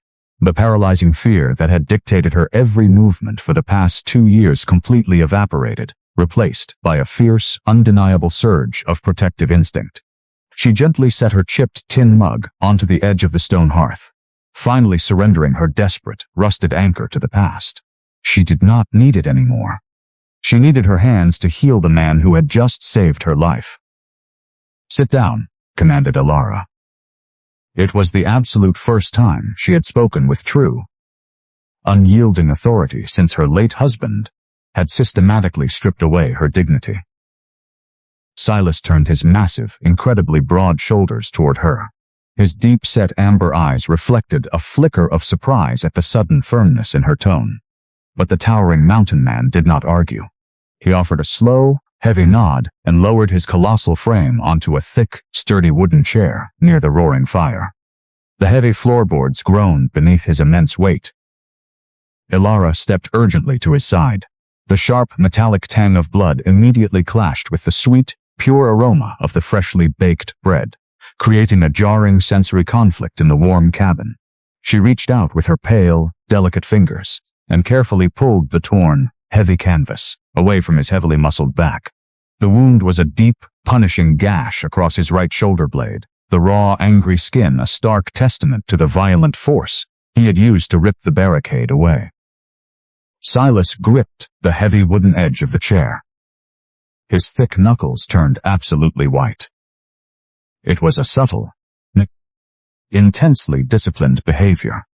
He was actively channeling the searing pain into the wood, so he would not frighten the children with a wince or a groan. Ilara looked frantically around the devastated room for bandages. Seeing none, she immediately reached down to the frayed, heavily flour-dusted hem of her torn calico dress, fully intending to rip the ragged fabric upward to bind his shoulder. Before her bruised fingers could tear the cloth, Silas reached back with his massive, calloused hand. He'd, gently, incredibly softly, caught her fragile wrist. He did not grip her tightly. He simply halted her desperate motion, No, rumbled the giant, his deep voice thick with exhaustion. He slowly pointed his thick finger toward an overturned cedar chest near the wall. Clean linen inside. You will not wear another ruin on my account. It was the first profound warmth beat. Even while bleeding and in agonizing pain, his absolute priority was preserving her fragile dignity. He refused to let her diminish herself, even to save him. Thomas, the oldest orphaned boy, had been watching the exchange with wide, terrified eyes, seeing Elara's immediate, fearless devotion to their imposing uncle completely shattered the boy's lingering distrust. She was not a fragile burden Vance had mocked in the square. She was a fierce, protective mother. Thomas sprinted across the floorboards, diving into the overturned cedar chest and retrieving a thick roll of pristine, white linen. He hurried back, thrusting it into Elara's hands with a desperate, trusting look. The young girl instantly followed her brother's lead. She grabbed a clean, damp cloth and the heavy tin cup of warm, melted snow Silas had used earlier, rushing to Elara's side. Thank you. Both of you, murmured Elara, her emerald green eyes shining with immense gratitude. Core pillar, children seeing true worth. The orphans were no longer hiding in the freezing dark. They were actively stepping into the light to help her rebuild their shattered sanctuary. Elara worked with absolute, focused precision. She washed the dark ash and blood from his heavy muscle, her delicate hands moving ve capite, with a soothing, practiced grace. Silas remained perfectly, terrifyingly still beneath her touch. The intense, living heat radiating from his massive frame warmed her bruised fingers, a constant reminder of the immense, immovable life force she was binding back together. Once the wound was clean, she wrapped the heavy white linen tightly over his broad shoulder, securing it with a firm knot against his chest. It is done, whispered Elara, stepping back, her delicate shoulders dropping as a massive, shuddering breath escaped her lungs. Silas slowly released his crushing grip on the wooden chair. He turned his heavily weathered face toward her, his amber eyes softening into a profound, overwhelming pool of quiet reverence. He offered a slow, deeply respectful nod, an immovable, silent validation of her immense worth to this family. It was the second quiet warmth beat, an acknowledgement that her gentle homemaking skills had just saved the absolute strongest man she had ever known. The violent adrenaline of the day finally began to wane, leaving a heavy, peaceful exhaustion in its wake. Hours later, the cabin was wrapped in absolute, sacred quiet.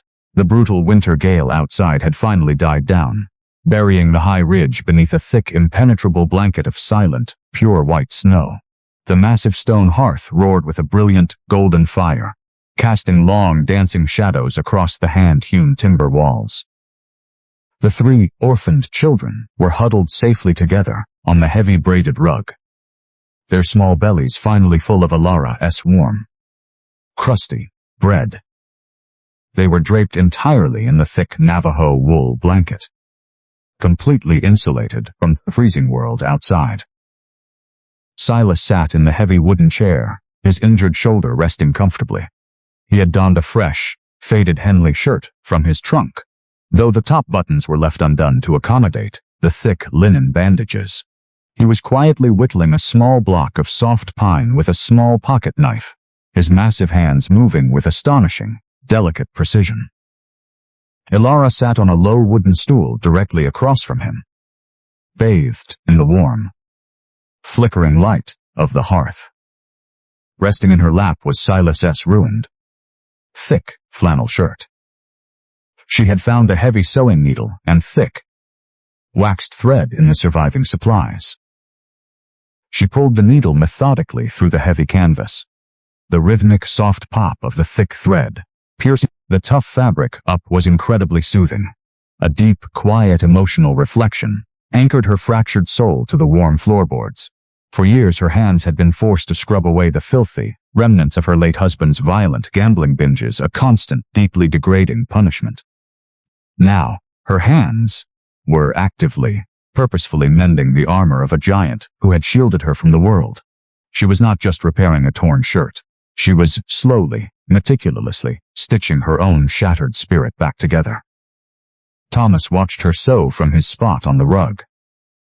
The boy tilted his head, his dark eyes tracing the massive proportions of the flannel shirt resting over Alara's slim, delicate knees.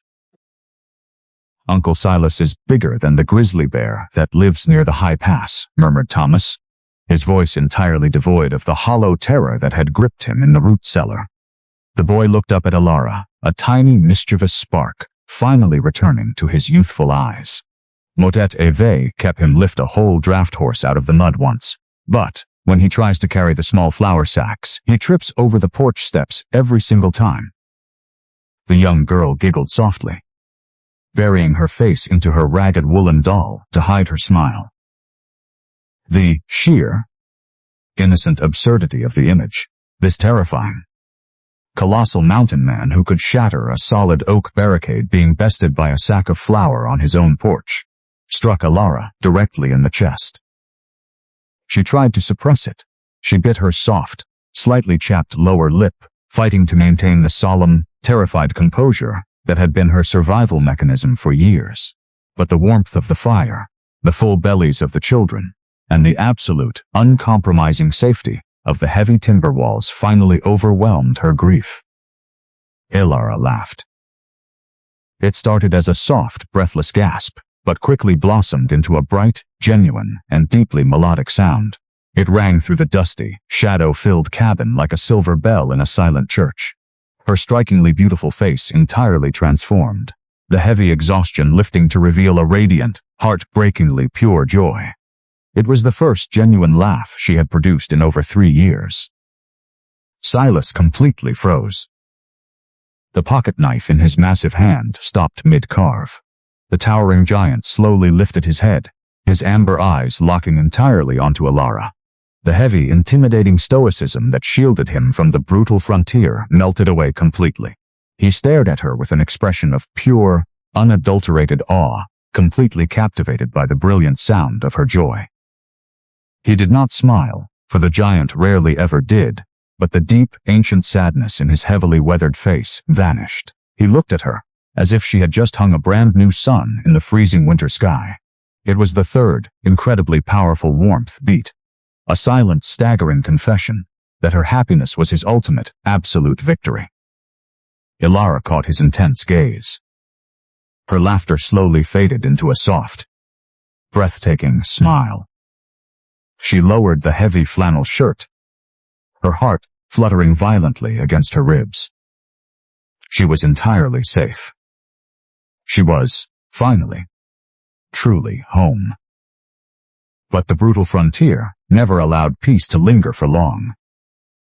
A sudden and sharp clatter broke the silence. The youngest orphan, little Leo, dropped his half-eaten piece of bread onto the floorboards. The tiny boy did not reach to pick it up. Instead, he violently curled into a tight ball on the braided rug, his small teeth suddenly chattering ve capite hat aloud. Frantic intensity. Alara instantly dropped the mending. She rushed to the boy's side, dropping to her knees and gently pressing her delicate hand against his small forehead. She gasped, pulling her hand back in sheer horror. The boy's skin was not just warm. It was burning with a terrifying, unnatural, radiating heat, and his small lungs were already beginning to rattle with the devastating, lethal wetness of the deep winter chill. The terrifying wet rattle of the little boy's breath shattered the fragile piece of the cabin. It was a harsh, agonizing sound that instantly froze the blood in Alara's veins. She remained completely rigid on her knees, her delicate hand hovering mere inches from little Leo's burning forehead.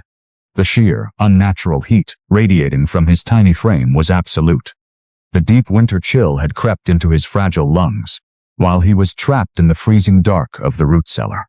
waiting out the violent men above. "Leo," whispered Ilara, her voice cracking with sheer panic.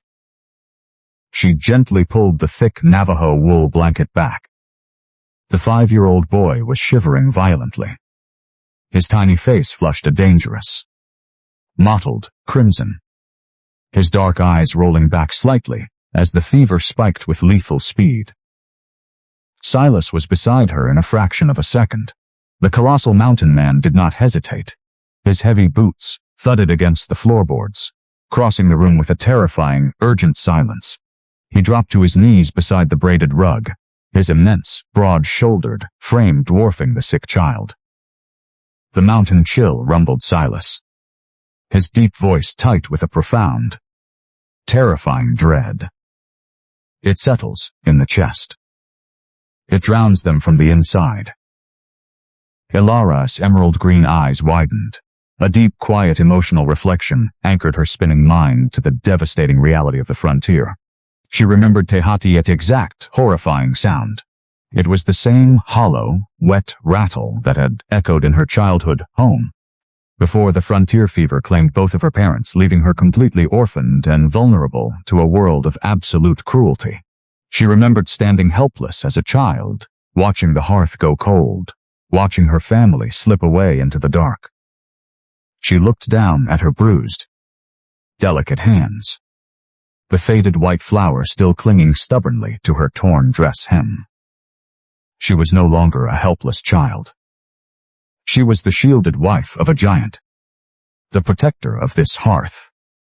And she absolutely refused to let the frontier steal another family from her.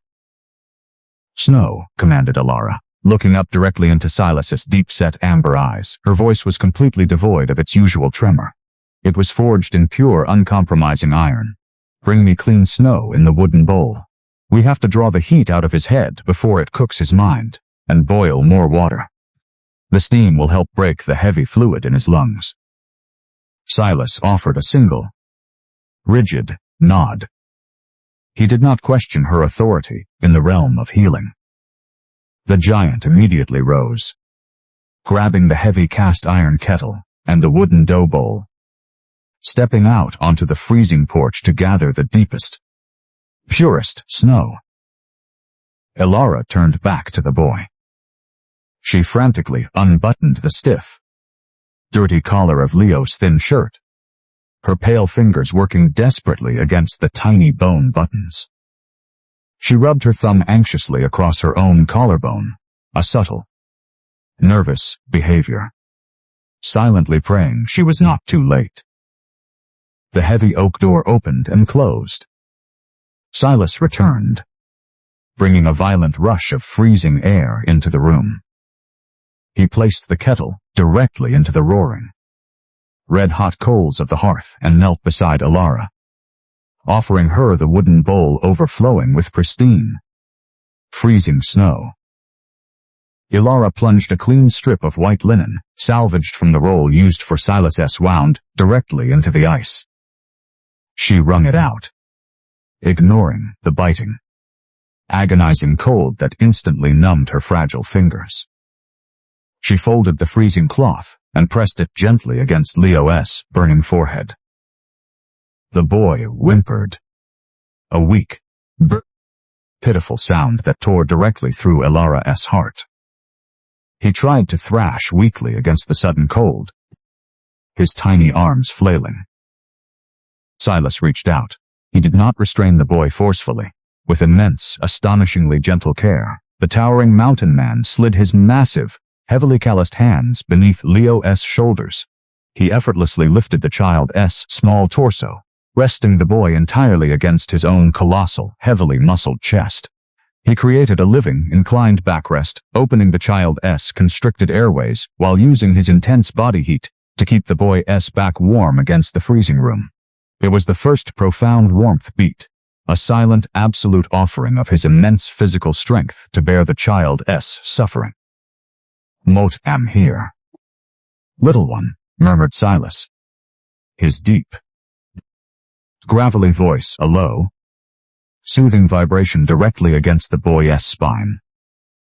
Ilara worked tirelessly, As the freezing cloth turned rapidly warm against the terrifying fever, she constantly replaced it, plunging her delicate, bruised hands into the icy snow over and over again.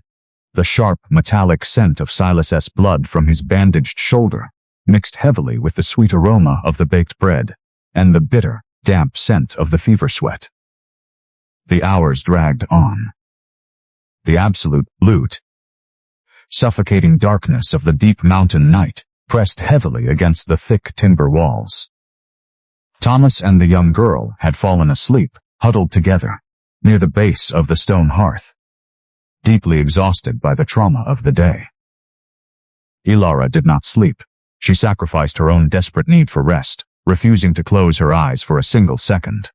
Her delicate frame shivered violently in her thin, torn calico dress.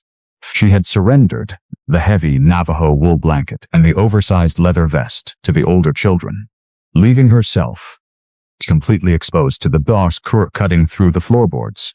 Her arms ached with a deep, punishing exhaustion, but she continued to cycle the freezing cloths, fighting the lethal fever inch by agonizing inch. Silas watched her. The giant remained perfectly, rigidly still, holding the sick boy against his chest. He saw the violent tremors shaking Ilara's slim shoulders. He saw the profound, sacred sacrifice she was making, actively draining her own fragile life force to breathe salvation into his nephew. Silas slowly reached out his massive, free hand. He picked up a thick piece of the warm, crusty bread Ilara had baked earlier.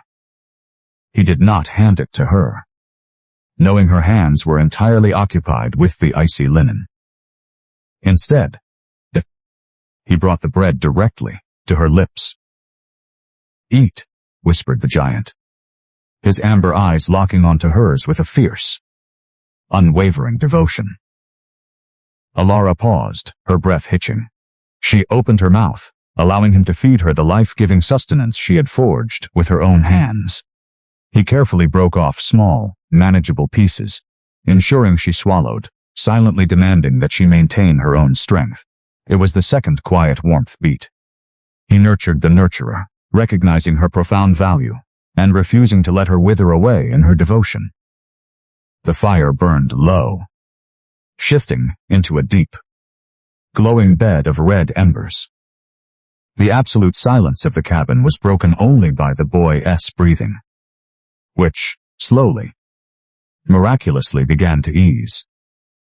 A sharp, violent draft suddenly whistled down the stone chimney, striking Ilara directly in the chest.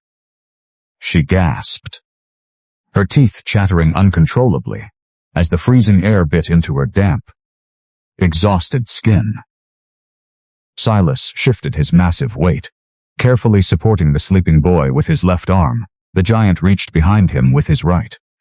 He grasped the heavy, scuffed leather vest the older children had pushed aside in their sleep. With a slow, deliberate motion, Silas leaned forward and draped the immense, incredibly heavy leather directly over Ilara's violently shivering shoulders. He pulled the lapels tight around her fragile neck, enveloping her completely in the warm, wood-smoke-scented armor of his protection. It was the third, incredibly tender warmth beat. A silent promise that he would always shield her from the cold, even when she forgot to shield herself.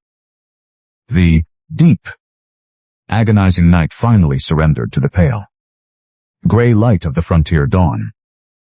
The winter sun slowly pierced the frosted windows, casting a brilliant, hopeful glow across the dusty floorboards. Ilara pressed her bruised, completely numb fingers against Leo's cheek. The terrifying, radiating heat was gone. The boy's skin was cool, slightly damp with a breaking sweat, and his breathing was deep, rhythmic, southern, and entirely clear of the horrifying rattle. The fever had broken. Ilara slumped backward against the leg of the heavy wooden chair. The absolute boat, staggering wave of relief crashed over her, leaving her entirely depleted. She pulled the heavy leather vest tight around her delicate frame. A weak, triumphant smile gracing her strikingly beautiful, exhausted face. "He is safe," whispered Alara, looking up at Silas ve Kepte hot pure, unadulterated joy. "The fever is gone." Silas did not smile. The towering giant gently lowered the sleeping boy onto the thick braided rug, covering him entirely with the heavy Navajo wool blanket. He stood up, his massive frame casting a long, imposing shadow across the room. He walked silently toward the far wall, where a small heavy wooden medicine box hung secured to the timber. He opened the small iron latch. He stared into the box for a long, heavy moment. Ilara's fragile smile vanished. The terrifying, lethal stillness had returned to the mountain man. Silas reached into the box. He withdrew a small, empty glass vial. He turned his broad shoulders, holding the clear glass up into the pale morning light. "The fever broke," rumbled Silas, his deep voice carrying a grim, devastating finality. "But the lung chill always returns with the second sunset. It hits twice as hard, and it will permanently scar his chest if we do not break it with the heavy willow bark tonic." Ilara stared at the empty glass vial, her heart suddenly plummeting violently into her stomach. You have no more tonic," she whispered, sheer panic instantly reigniting in her chest. "The intruders smashed the surplus in the cellar," murmured Silas, his amber eyes darkening with a profound, terrifying burden. He looked down at Alara, recognizing the immense, agonizing sacrifice she had just made, knowing he was about to ask her to step directly back into her worst nightmare. "We must leave immediately," commanded the giant, stepping toward his heavy canvas coat. "We have to ride the wagon back down the freezing pass before noon." "To the settlement?" gasped Alara, her pale fingers desperately clutching the lapels of his heavy leather vest. She remembered the cruel mockery in the square, the venomous laughter, the violent men who had hunted her. Silas stopped. He offered a slow, heavy nod, his heavily weathered face a mask of immovable, absolute resolve. "Yes," rumbled Silas. "And today is the day of the territorial winter fair. The entire valley will be gathered in the town square." The descent from the high ridge was a brutal, bone-jarring plummet into the heart of Alara's darkest memories. The massive draft wagon slammed heavily against the frozen, rutted switchbacks, the immense Shire horses fighting desperately for footing on the treacherous ice. The sky above was a brilliant, blinding blue, completely belying the absolute terror gripping the heavy wooden bench. Ilara sat rigidly beside Silas, her delicate frame wrapped entirely in his immense, scuffed leather vest. She had surrendered her rusted, chipped tin mug to the hearth, leaving her bruised hands completely empty. In its absence, her pale fingers frantically, obsessively twisted the heavy, polished silver band resting on her left ring finger. It was a subtle, desperate behavior, a constant physical check to ensure the giant's unyielding promise was still tethered to her fragile flesh. Behind them, Dub, safely cocooned beneath the heavy canvas hood and the thick Navajo wool blanket. The three orphaned children huddled together. Little Leo's breathing was clear for now. But the pale, gray shadow of the lung chill lingered terrifyingly close to his fragile chest. As the heavy wagon finally broke through the ancient timberline and descended into the valley settlement, a jarring, overwhelming sensory assault violently struck Alara's exhausted mind. The territorial winter fair was in full, chaotic swing. The settlement square, usually a desolate stretch of freezing mud and quiet misery, was completely transformed. Bright, violently colored bunting snapped aggressively in the bitter wind. The sharp, overwhelming stench of roasting pork fat, burned sugar, and stale rye whiskey hung thick and heavy in the cold air, completely suffocating the clean pine-scented wind Elara had grown to cherish on the mountain. Loud, completely discordant fiddle music screeched from a wooden platform, drowning out the anxious thud of the Shire horse's hooves. Elara's breath hitched painfully in her throat. Her strikingly beautiful, pale face drained of all color. This town was the crucible of her profound, unearned shame. These were the exact streets where she had been spat upon, shunned, and starved. Silas pulled the heavy leather reins, slowing the wagon as they approached the bustling perimeter of the fairgrounds. He did not look at the colorful banners. He did not look at the crowds. The towering mountain man turned his heavy, weathered face toward Elara. He saw the sheer, paralyzing terror locking her fragile shoulders. Without a single word, Silas reached down to the wooden floorboards. He grasped the edge of a spare, thick woolen blanket. With slow, highly deliberate care, he pulled the heavy fabric upward and tucked it securely over Elara's lap. He specifically, intentionally draped the edges to completely conceal the frayed, torn, and flour-dusted hem of her calico dress. It was a profound, non-verbal warmth beat. He knew the town's cruel gaze would immediately seek out her poverty to mock her, and he actively, physically removed their ammunition. A deep, quiet, emotional reflection anchored Elara's racing heart as he tucked the blanket around her boots. Hours ago, she had stood in this exact settlement, a broken, empty vessel begging for floorboards to scrub. She had been terrified merely for her own survival. But now, as she listened to the soft, rhythmic breathing of the small boy in the wagon bed, the terror shifted. She was no longer fighting for the pathetic scrap of her own existence. She was a mother fighting for the life of a child. The absolute, undeniable power of reluctant motherhood burned away the edges of her fear, replacing it with a fragile, uncompromising iron. "The apothecary tent is past the mercantile," rumbled Silas, his deep voice slicing cleanly through the chaotic noise of the fair. He urged the massive horses forward. The heavy draft wagon rumbled directly into the crowded thoroughfare. It did not take long for the town to notice the colossal rancher. The discordant fiddle music abruptly faltered. The raucous, drunken laughter near the roasting pits died away. A heavy, malicious silence rippled through the crowd as the townspeople turned their cruel, judgmental eyes toward the wagon. Standing directly outside the mercantile, wiping his greasy hands on a stained apron, was Higgins.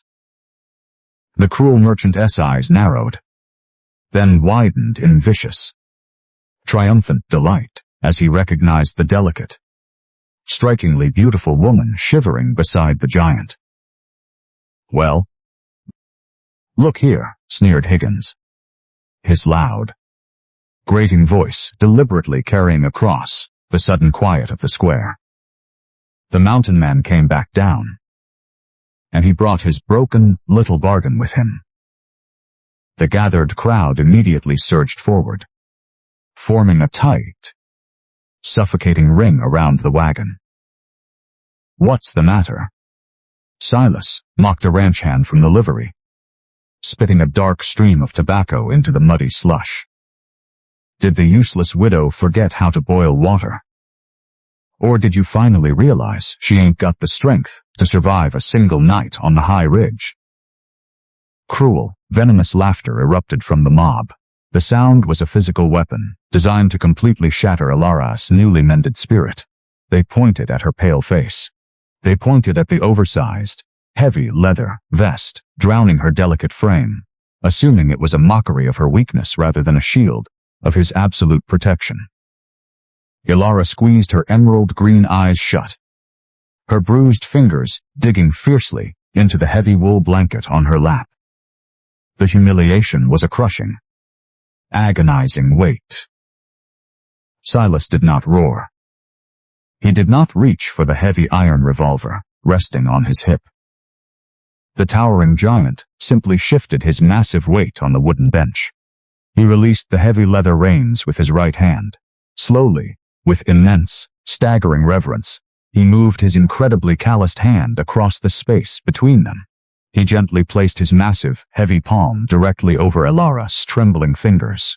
He did not hide the gesture. He completely enveloped her fragile hand in his living heat, holding it firmly in plain view of the entire vicious town. It was the second quiet warmth beat, an immovable, public declaration that she was not his burden but his absolute treasure. "Move," rumbled Silas. The single syllable was a low, terrifying vibration that vibrated through the mud of the square.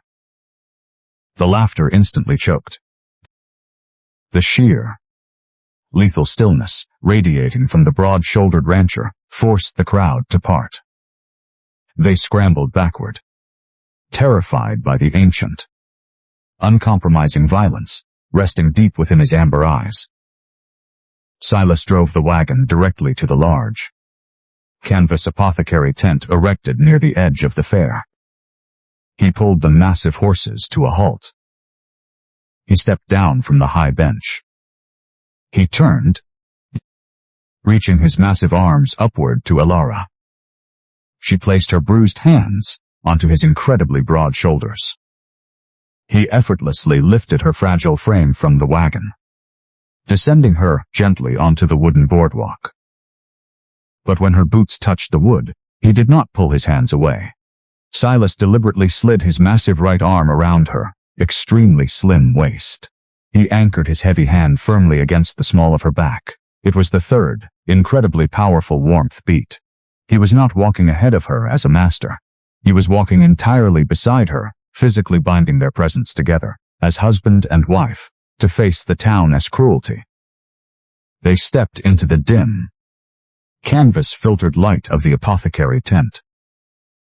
Mr. Finch, the frail town herbalist, looked up from his ledger. His eyes darted nervously between Silas' imposing frame and the mocking crowd gathering right outside the tent flaps. "Won't need the heavy willow bark tonic," commanded Silas, his deep voice leaving absolutely no room for negotiation. "For the deep lung chill. Now." Finch swallowed hard, his hands trembling slightly. "Silas, Mort cannot help you." Elara's heart stopped. She stepped forward, her pale fingers gripping the rough canvas of the merchant S-table. "Please, sir. My nephew's fever broke, but the chill is in his chest. He will not survive the second sunset without the willow bark. Moat have none left to sell." "Widow," murmured Finch, genuinely apologetic, unable to look Elara in her desperate emerald eyes. "The fever swept the valley floor 3 days ago. Every mother in the settlement bought my stock." "You brew it in massive heavy glass bottles," rumbled Silas, his massive chest expanding with terrifying, lethal tension. "You never sell the bottom reserve." "Mort day no to sell it," stammered the apothecary, taking a terrified step backward. "Mort gave the reserve bottle away this morning." The canvas flaps of the tent were suddenly, violently shoved aside. The mayor's wife, an incredibly haughty, bitter woman draped in expensive, dark velvet, swept into the tent. She was flanked by Higgins and a group of sneering, gossiping women. In her gloved, arrogant hands, she held a large, heavy glass bottle filled with a thick, dark amber liquid. The willow bark tonic. He gave it to the fair committee. "Silas," sneered the mayor wife, her lips curling into a vicious, triumphant smile as she looked Elara up and down with absolute disgust. It was demanded as the grand prize for the Winter Fair baking exhibition. The cruel joke of the frontier had returned to completely crush them. The only medicine that could save little Leo's life was being held hostage by the exact women who had relentlessly mocked Ilara's worth. "Name your price for the bottle," demanded Silas, reaching his massive hand toward his heavy canvas trousers, entirely willing to empty his vast gold reserves to save his family. "It cannot be bought with mountain gold, brute," mocked the mayor's wife, her voice dripping with venomous delight. "The rules of the territorial fair are legally absolute. The prize goes only to the woman who presents the finest baked good to the judges. And judging begins in exactly 3 minutes at the main pavilion." She stepped uncomfortably close to Ilara, her dark eyes flashing kept pure malice. "What a tragedy for your boy, widow," whispered the mayor's wife, ensuring the cruel crowd outside heard her every word. "We all know your late husband publicly swore you could even bake a hardtack biscuit without burning down the kitchen. You have absolutely nothing to enter, and your new giant cannot buy your way out of your own uselessness." Ilara stood completely frozen, the terrifying weight of the woman's cruelty pressing down on her fragile chest. Then, Silas shifted his massive weight.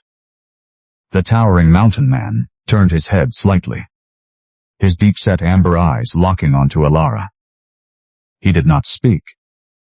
He simply offered her a slow, deeply deliberate, and absolute nod.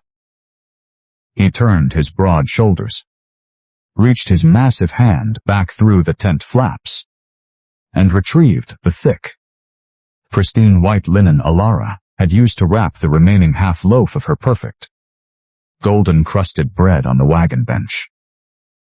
The pristine white linen bundle rested completely secure in the towering mountain man's massive, heavily calloused hand. Silas had anticipated the town's absolute cruelty. He had deliberately wrapped the remaining half-loaf of Ilara's crusty, golden bread before they descended the freezing hat-I-go-hat pass, knowing her quiet resilience was the most powerful weapon they possessed. He slowly withdrew his immense arm from the canvas flaps of the tent. He turned his heavily weathered face toward Ilara, ignoring the venomous sneers of the mayor's wife and the suffocating crowd entirely. Silas gently, incredibly softly, pressed the linen-wrapped bread directly into Ilara's pale, bruised hands. He did not merely hand it to her. He wrapped his thick, incredibly warm fingers entirely around hers, holding the bread against her fragile palms for a long, heavy second. His deep-set amber eyes locked onto her terrified emerald-green gaze, transferring a staggering, immovable courage directly into her fractured soul. It was a profound, completely non-verbal warmth, a silent, absolute declaration that he believed her hands held the power to save their family. "The pavilion," rumbled Silas, his deep voice vibrating with lethal, unyielding authority. Ilara swallowed hard, her delicate throat clicking in the tense silence. She frantically twisted the heavy silver band resting on her left ring finger.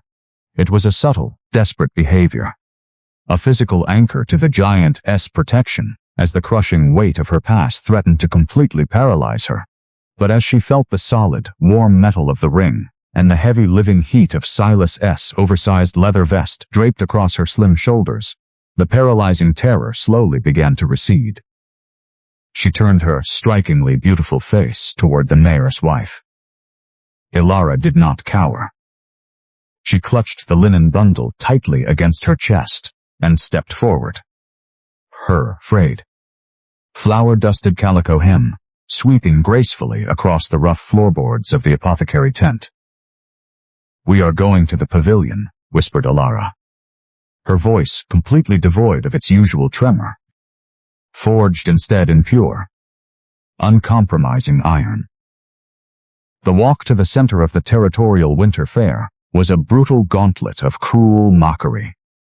The townspeople parted like frightened cattle before the colossal, broad-shouldered rancher, but their vicious whispers hissed through the bitter winter wind like venomous snakes. They pointed at her ragged boots, They laughed at the thick, unadorned white linen in her hands, completely convinced the broken, destitute widow was marching toward her absolute final humiliation. Ilara kept her eyes locked entirely on the wooden pavilion ahead. A deep, quiet, emotional reflection anchored her rapidly beating heart. For years, her late husband had relentlessly, viciously mocked her homemaking skills. He had routinely thrown her meals into the snow, calling her completely useless, a fragile burden incapable of true frontier survival. He had convinced her that she possessed absolutely no inherent value. Yet, as she carried the simple loaf of bread she had baked in a freezing, devastated cabin, she realized the absolute lie of his cruelty. Her delicate hands were not useless. They had folded salt, pure flour, and immense love into a living sustenance that had pulled 3 traumatized orphans from the dark. Her domestic resilience was not a weakness, it was an unbreakable armor.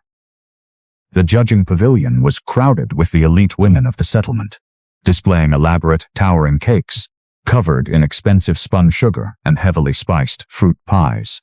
At the center of the long oak table stood Magistrate Hale, a stern, deeply respected territorial official who had traveled from the capital to oversee the fair, completely immune to the petty, vicious politics of the local townspeople. The mayor's wife shoved past Ilara, violently slamming a massive, heavily frosted plum cake onto the judging table. "The grand prize is mine," Magistrate sneered the mayoress wife, her dark eyes flashing with greedy triumph. "As it is every year. Hand over the willow bark tonic." "The judging is completely impartial, madam," murmured Magistrate Hale, his voice clipped and highly irritated by her absolute arrogance. He turned his sharp gaze toward Ilara, taking in her delicate frame, her ragged, torn hem, and the towering, heavily scarred giant standing vigilantly at her side. "And what do you bring to the table, young woman?" Ilara stepped up to the massive oak table. Her bruised hands trembled slightly as she unfolded the pristine white linen. "Cruel!" Raucous laughter erupted from the gathered women. "It is a half-eaten scrap," mocked the mayoress wife, pointing a gloved finger at the simple, crusty round of bread. "The starving widow brings us her table scraps and expects the territorial prize. How absolutely pathetic." Silas shifted his immense weight. A sharp, freezing draft whipped through the open sides of the pavilion, threatening to chill Ilara's fragile frame. The towering giant deliberately took one heavy step to his right, placing his colossal, impenetrable chest directly into the path of the biting wind. He became a living breakwater, completely shielding her from the cold, so she could stand tall before the magistrate. It was the second quiet warmth beat, a fierce, constant mapping of her comfort. "It is a frontier sourdough," whispered Ilara, her voice carrying a quiet, sacred reverence that instantly cut through the malicious laughter. "Baked in a cast-iron Dutch oven, over a hearth fire built with cedar shavings and pure mountain snow." Magistrate Hale leaned forward. The cruel mockery of the town completely faded from his ears as a profound, intoxicating sensory experience flooded the cold pavilion. The rich, earthy aroma of the baked bread reached him. It smelled deeply of sacred safety, of unbroken resilience, and carried the faint, sweet tang of pine wood smoke. It was the absolute, undeniable scent of a true home. The magistrate picked up a heavy silver knife. He pressed the blade against the golden crust. The bread did not crumble into dry dust like the elaborate, stale cakes on the table. It yielded, with a sharp, incredibly satisfying crack. Slicing through the crust revealed a perfectly aerated, steaming interior that still radiated the immense, living heat of the high ridge hearth. Magistrate Hale took a small piece, completely ignoring the silver forks provided. He placed it in his mouth. The pavilion went completely, terrifyingly silent. The wind howling through the town square seemed to hold its breath. The magistrate closed his eyes. The perfect balance of the pure white flour, the delicate trace of coarse salt gifted by a traumatized orphan, and the profound, desperate love kneaded into the dough crashed over his palate. It was not a frivolous, sugary luxury. It was the absolute, essential taste of frontier survival. It was a masterpiece of domestic resilience. He slowly opened his eyes. He looked directly at Alara, completely ignoring the mayoress' wife. "In 30 years of traveling this brutal territory," murmured Magistrate Hale, his voice thick with genuine, overwhelming emotion, "Mott have never tasted a loaf of bread that tasted so completely of hope.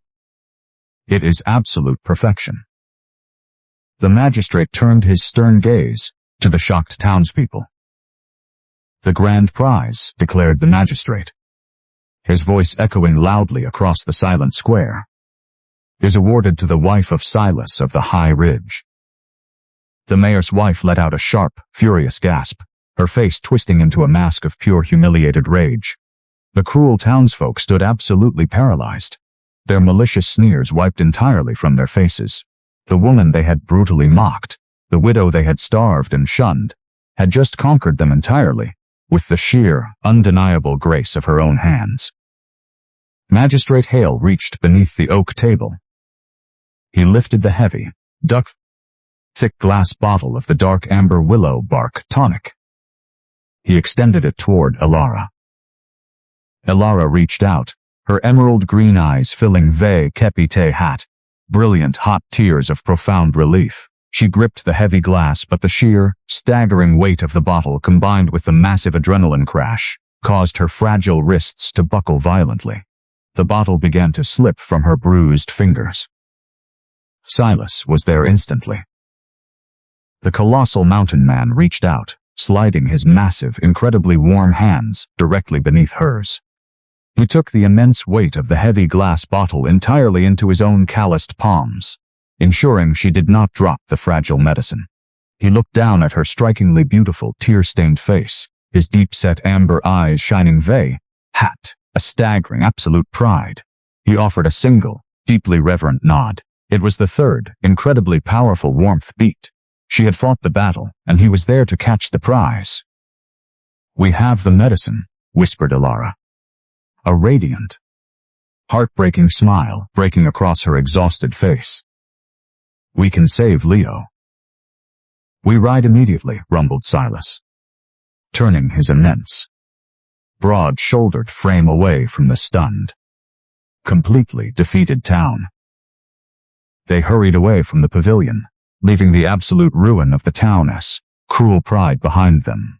They moved swiftly through the crowded thoroughfare, heading toward the large timber-framed livery stable, at the edge of the square, where Silas had hitched the massive Shire horses and the draft wagon to shield the sleeping children from the bitter wind. The desperate urgency to reach little Leo before the second sunset pushed them forward. Alara clutched the heavy leather vest tightly around her chest, the heavy silver band on her finger, catching the pale winter sunlight. She was a victorious mother, shielded by a giant, carrying the exact salvation her family needed. But as they rounded the corner of the livery stable, Silas stopped completely. The towering mountain man went terrifyingly rigid. The heavy glass bottle in his hand lowered slowly to his side. Alara followed his gaze, her triumphant heart instantly plummeting violently into her stomach. The massive, heavy timber doors of the livery barn were chained shut from the outside with a thick, rusted iron padlock. And from beneath the heavy wooden floorboards of the stable, thick, suffocating plumes of violently black smoke were rapidly billowing out into the freezing air, accompanied by the distinct, terrifying crackle of a shattered kerosene lantern engulfing dry hay in lethal, rapid flames. The acrid, suffocating stench of burning kerosene and scorched dry hay violently assaulted Alara's senses. Thick, violently black smoke billowed from beneath the heavy timber doors of the livery barn, completely blotting out the pale winter sun. The terrifying, rapid crackle of consuming flames roared from within the wooden structure. The 3 orphaned children were trapped inside the draft wagon, perfectly secured in the center of the burning barn. Alara's breath completely vanished from her lungs. Absolute, paralyzing horror rooted her fragile boots to the frozen mud of the alleyway. She frantically twisted the heavy silver band on her left ring finger, a desperate, rapid behavior betraying the sudden, catastrophic splintering of her newfound safety. Silas did not hesitate. The towering mountain man turned to Alara. He did not shout in panic. He did not waste a single, precious second cursing the absolute cruelty of the men who had orchestrated this distraction. He took the heavy, thick glass bottle of the life-saving willow bark tonic and pressed it firmly against Alara's chest, wrapping her pale, bruised fingers securely around the glass. He looked deeply into her terrified emerald green eyes. He offered a single fierce, immovable nod. It was a profound, completely non-verbal warmth beat, an absolute transfer of trust.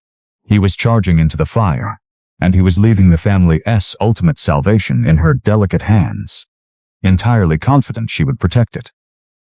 Silas turned his immense, broad-shouldered frame toward the livery. He charged. He did not search for a key. He did not look for an iron pry bar. The colossal giant slammed his massive body directly against the heavy timber doors. The entire structure groaned violently. Silas grabbed the thick, rusted iron chain binding the handles. His heavily weathered face contorted. The thick canvas of his flannel shirt strained, the white linen bandages beneath pulling viciously against his deep, agonizing shoulder laceration. Yet he completely ignored the searing pain. He planted his heavy leather boots into the freezing slush. He pulled. The rusted iron links shrieked. The heavy metal padlock violently snapped in half, shattering against the floorboards. Silas kicked the heavy timber doors completely open. A horrifying wall of blistering, searing heat instantly blasted out of the barn. The interior of the livery was a terrifying, chaotic nightmare. A shattered kerosene lantern, a cruel, exact echo of the violent warning left on their porch, had been deliberately thrown into the center pile of dry winter hay. The flames were roaring, spreading with lethal, unnatural speed across the heavily oiled floorboards, creating a towering wall of fire, directly between the barn doors and the heavy draft wagon. The enormous, heavily muscled Shire horses were screaming, violently thrashing against their leather harnesses in sheer, blind panic. Beneath the heavy canvas hood of the wagon, Thomas was shouting, desperately trying to shield his younger siblings from the rapidly thickening, toxic black smoke. Silas lunged forward. The giant grabbed a heavy iron bucket, resting near the wooden water trough, intending to douse the roaring flames blocking their path to the wagon. "No," screamed Alara, her voice completely devoid of its usual soft tremor, slicing cleanly through the deafening roar of the fire. She surged into the burning barn, completely ignoring the blistering heat that instantly singed the stray hairs escaping her auburn waves. The heavy leather vest she wore shielded her delicate frame, but the frayed, torn hem of her calico dress dragged dangerously close to the curling embers. Silas froze, his heavy boots skidding on the floorboards, his deep-set amber eyes locking onto her in utter shock. "It is kerosene," shouted Alara, pointing desperately at the dark, oily sheen spreading beneath the flames. "It is liquid fire. If you throw water on it, the grease will explode. It will splatter the flames directly onto the wagon canvas." A deep, quiet, emotional reflection anchored Alara's racing heart in the absolute center of the inferno. For years, she had been a captive to the heavy cast iron stoves of the frontier, forced to manage terrifying grease fires sparked by cheap, rendered animal fat. Her late husband had mocked her constant vigilance in the kitchen, calling it the paranoid fussing of a useless woman. Yet, in this horrifying crucible, her domestic resilience was the only thing standing between her family and absolute immolation. Her quiet homemaking skills were suddenly the most vital, life-saving knowledge in the territory. "Sand," commanded Alara, stepping firmly to the side of the towering giant. "We must smother it, not drown it. Use the heavy dirt from the stalls and the thick wool horse blankets." Silas immediately dropped the iron bucket. He did not question her. He completely, unequivocally surrendered his immense physical power to her brilliant, rapid strategy. He lunged toward the empty horse stalls. With sheer, explosive strength, he kicked the heavy wooden sideboards apart, exposing the deep, packed mounds of damp earth and sand beneath the hay. He grabbed massive, heaping handfuls of the heavy dirt, hurling it with devastating precision directly into the heart of the kerosene flames. Alara did not stand back. She set the heavy glass bottle of medicine carefully onto the edge of the stone water trough. She grabbed 3 thick, heavy woolen horse blankets hanging from a wooden rail. She plunged them directly into the freezing water of the trough, soaking them entirely until they were immensely heavy, dense shields of wet wool. She dragged the soaking blankets forward, her exhausted muscles screaming in protest. Silas stepped back from the fire line. He reached down and took the heavy, dripping wool from her bruised hands. With a massive heave, he threw the soaked blankets directly over the smothered, sputtering remnants of the liquid fire, completely sealing the toxic fumes and the blistering heat beneath the wet wool. A safe, smoking path was forged directly to the wagon. Suddenly, a sharp, violent crack echoed above them. A heavy, burning roof timber for Ipnap, completely weakened by the aggressive flames, splintered and plummeted directly toward Alara. Silas moved with terrifying, lethal speed. He did not have time to push her out of the way. He lunged forward, throwing his massive, broad-shouldered frame entirely over her delicate body. The heavy, burning timber crashed violently against his thick canvas back. The giant grunted, absorbing the immense, crushing blow completely, perfectly shielding her fragile frame from the lethal impact. It was the second profound warmth beat, a physical, absolute sacrifice, proving he would willingly take the fire of the world upon his own shoulders to keep her safe. He threw the heavy timber aside as if it were a dry twig. "Stay behind me," rumbled Silas, his voice a low, gravelly vibration against her ear. They rushed across the smothered path to the wagon. Silas immediately seized the heavy leather bridles of the massive Shire horses. He spoke to them in a deep, ancient, and incredibly soothing vibration, his absolute, unyielding authority breaking through their blind panic. Alara climbed onto the heavy wooden bench, frantically tearing the heavy canvas hood back to check the children. Thomas, the young girl, and little Leo were coughing heavily in the thick smoke, but they were entirely unburned, safely huddled beneath the heavy Navajo wool blanket. Silas hauled the massive horses forward.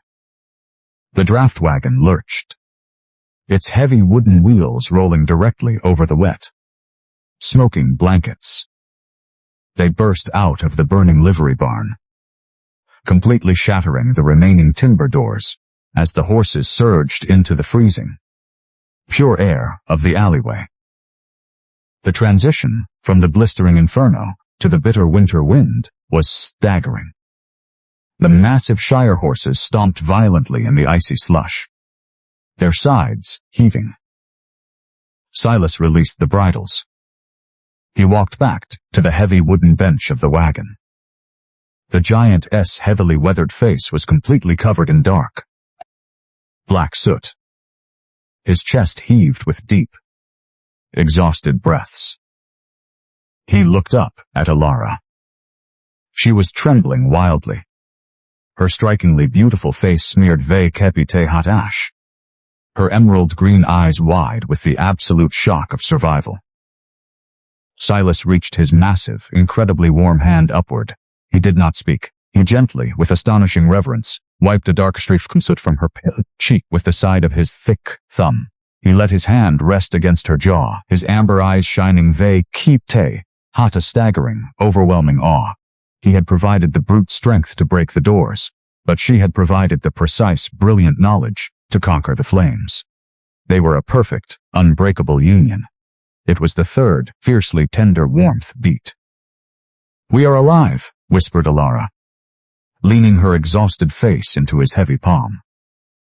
But as the thick, toxic black smoke slowly cleared from the narrow alleyway, the profound, the sacred peace of their survival was instantly shattered. The town square beyond the alley was completely, suspiciously empty. The chaotic fairgoers had vanished entirely. Standing exactly 20 paces away, completely blocking the exit to the main thoroughfare, was Vance. The ruthless debt collector's face was twisted in a mask of absolute, venomous hatred. He did not hold a piece of paper. He did not hold a ledger.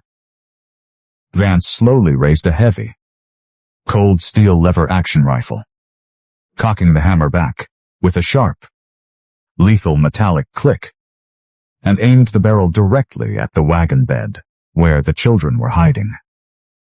The heavy, cold steel barrel of the lever-action rifle was aimed directly at the heavy wooden bench of the draft wagon. Vance's heavily weathered face was twisted into a mask of pure, venomous desperation. The thick, violent black smoke from the burning livery barn swirled around the ruthless debt collector, casting long, demonic shadows across the freezing slush of the alleyway. Ilara's breath completely vanished. The sheer, paralyzing horror rooted her fragile frame to the wooden floorboards of the wagon. Her delicate fingers immediately flew to the heavy silver band resting on her left ring finger, frantically, obsessively twisting the metal. It was a subtle, desperate behavior, a physical plea to the universe, not to shatter the miraculous sanctuary she had begun to build. She instinctively threw her strikingly beautiful soot-stained face backward, desperately placing her slim, fragile body directly between the lethal barrel of the rifle and the three traumatized orphans shivering beneath the Navajo wool blanket. Silas did not hesitate. The towering mountain man did not reach for his heavy iron revolver. He completely rejected the brutal, bloody cycle of the frontier. The colossal giant simply stepped forward. He moved his immense, broad-shouldered frame with terrifying lethal silence, placing his colossal chest directly between Vance's rifle and Alara's delicate silhouette. Silas continued to walk. His heavy leather boots crunched methodically against the frozen mud. He did not speed up. He did not slow down. He marched directly down the sightline of the cold steel barrel, until his massive chest physically pressed against the muzzle of the weapon. "Mort will take my due in blood."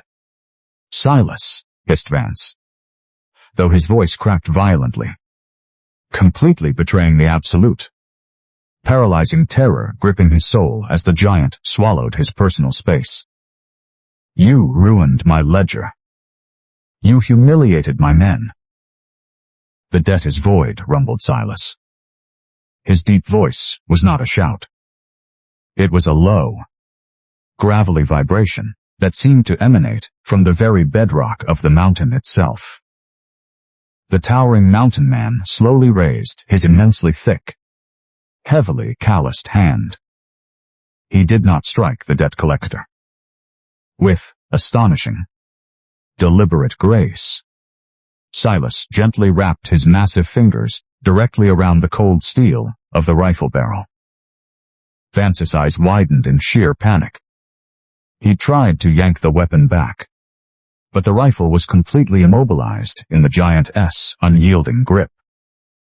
"You burned a man's livelihood," murmured Silas, his deep-set amber eyes locking entirely onto Vance's terrified gaze. "You threatened children. You are a coward, Vance. And cowards do not fire when they must look their consequence in the eye. Footsteps echoed sharply through the clearing smoke. Magistrate Hale, flanked by the settlement's heavily armed sheriff and 3 deputies, rushed into the alleyway. The stern territorial official took one look at the shattered livery doors, the burning wreckage, and a ruthless debt collector holding a rifle against the unarmed, towering rancher. Drop the weapon, Vance commanded Magistrate Hale, his voice echoing with absolute, uncompromising territorial law. You are under arrest for arson and the attempted murder of a woman holding the highest territorial honor of this fair. Seize him. Vance's false bravado violently shattered. His trembling fingers released the wooden stock of the rifle. The deputies surged forward, tackling the ruined man into the freezing mud, completely ending the violent reign of terror that had haunted Alara's every waking moment. Silas lowered the confiscated rifle, leaning it quietly against a wooden post. He turned his heavy, weathered face away from the struggling coward in the mud, completely dismissing the threat. The conflict was entirely, permanently resolved, without a single drop of spilled blood. The giant walked back to the draft wagon. He looked up at Elara. She was shivering wildly. The heavy glass bottle of the willow bark tonic clutched desperately against her chest. Silas reached his massive arms upward. He did not ask her to climb down. He effortlessly lifted her fragile, exhausted frame from the high bench, cradling her entirely against his massive chest, before setting her gently into the sheltered wagon bed with the children. He reached for the thick woolen blanket he had used it earlier. With slow, highly deliberate care, Silas tucked the heavy wool completely around her freezing shoulders, sealing the living heat of his massive body against her delicate frame. It was the first profound warmth beat, a silent, immovable promise that the violence of the world would never touch her again. The heavy draft wagon rumbled out of the settlement, leaving the cruel, mocking town far behind as they began the long, agonizing ascent back to the high ridge. The bitter winter wind howled against the heavy canvas hood, but inside the wagon bed, a profound, sacred peace began to settle. The sharp, pungent scent of the livery smoke slowly faded, replaced by the deep, intoxicating aroma of frozen pine sap and clean mountain snow. A deep, quiet, emotional reflection anchored Alara's fractured soul as the wagon climbed higher into the ancient timberline. Just 24 hours ago, she had been entirely destitute, desperate to scrub dirty floorboards for a single cup of flour. She had completely resigned herself to a terrifying, isolated starvation. Yet, as she looked at the 3 sleeping orphans huddled around her, she realized the absolute, breathtaking truth. Reluctant motherhood had not been a burden forced upon her. It was the ultimate, sacred salvation she had been unknowingly craving. She was no longer a broken widow. She was the immovable heart of a massive, heavily scarred giant, and the fiercely protective mother to a family forged in pure, uncompromising resilience. They finally reached the isolated clearing above the timberline. The dark, heavy timber walls of the high ranch cabin stood completely undisturbed. A silent, impenetrable fortress against the brutal frontier. Silas carried little Leo inside.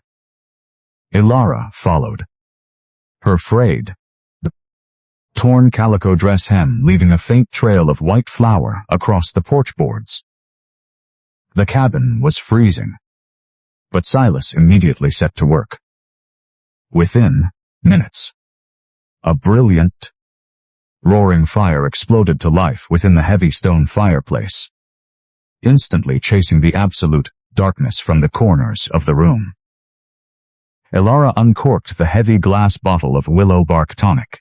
She poured a generous measure of the dark amber liquid onto a wooden spoon, carefully slipping it past Leo's fever-chapped lips. The boy swallowed, his small face contorting at the bitter taste, but within moments his breathing deepened.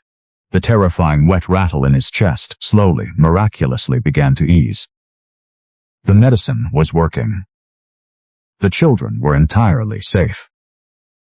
Ilara slumped backward onto the thick braided rug, utterly, completely depleted. The staggering adrenaline of the fair, the fire, and the confrontation crashed over her in a heavy wave of pure exhaustion. Silas walked quietly across the heavy pine floorboards. The towering mountain man knelt directly beside her. In his massive, rough hands, he held the rusted, chipped tin mug she had abandoned on the hearth hours ago. But it was no longer completely empty. He had filled it with steaming, sweet pine tea. He did not just hand it to her. Silas gently wrapped his incredibly warm, heavily calloused fingers around her delicate, bruised hands, guiding the chipped mug to her lips. He honored the fractured relic of her past, silently acknowledging everything she had survived to reach this hearth. It was the second quiet warmth beat. Thomas, the oldest boy, shuffled sleepily across the rug. He did not go to his uncle. The traumatized orphan curled his small body directly against Ilara's slim side, resting his head heavily against the oversized leather vest draped over her shoulders. The young girl immediately followed, burying her face into Ilara's lap. It was the third, incredibly tender warmth beat. The children had completely, unequivocally chosen her as their mother. Silas watched them. The heavily weathered, terrifying mask of the mountain giant melted away completely. He reached out, across, his massive hand gently stroking the stray auburn waves from Ilara's striking, soot-stained face.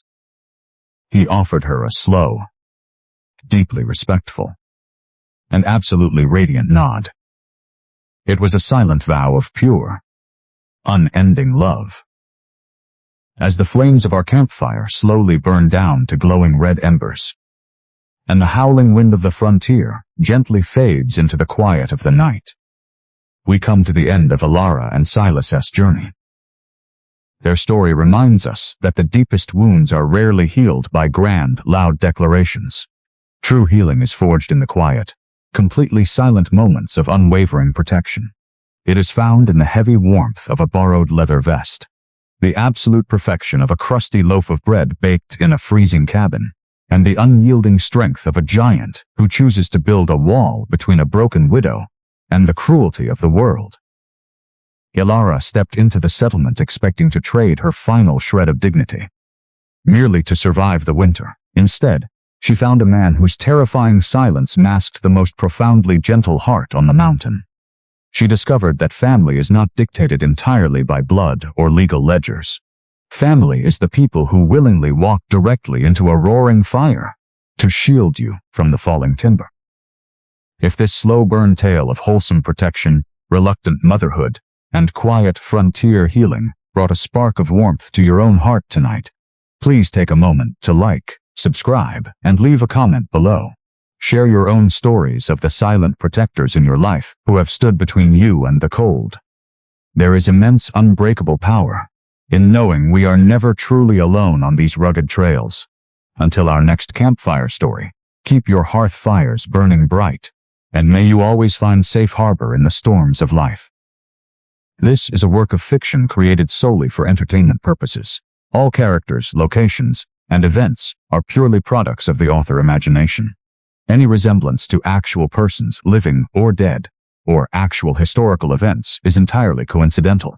This story is designed to be family safe and adheres strictly to wholesome guidelines, containing no graphic violence or inappropriate themes.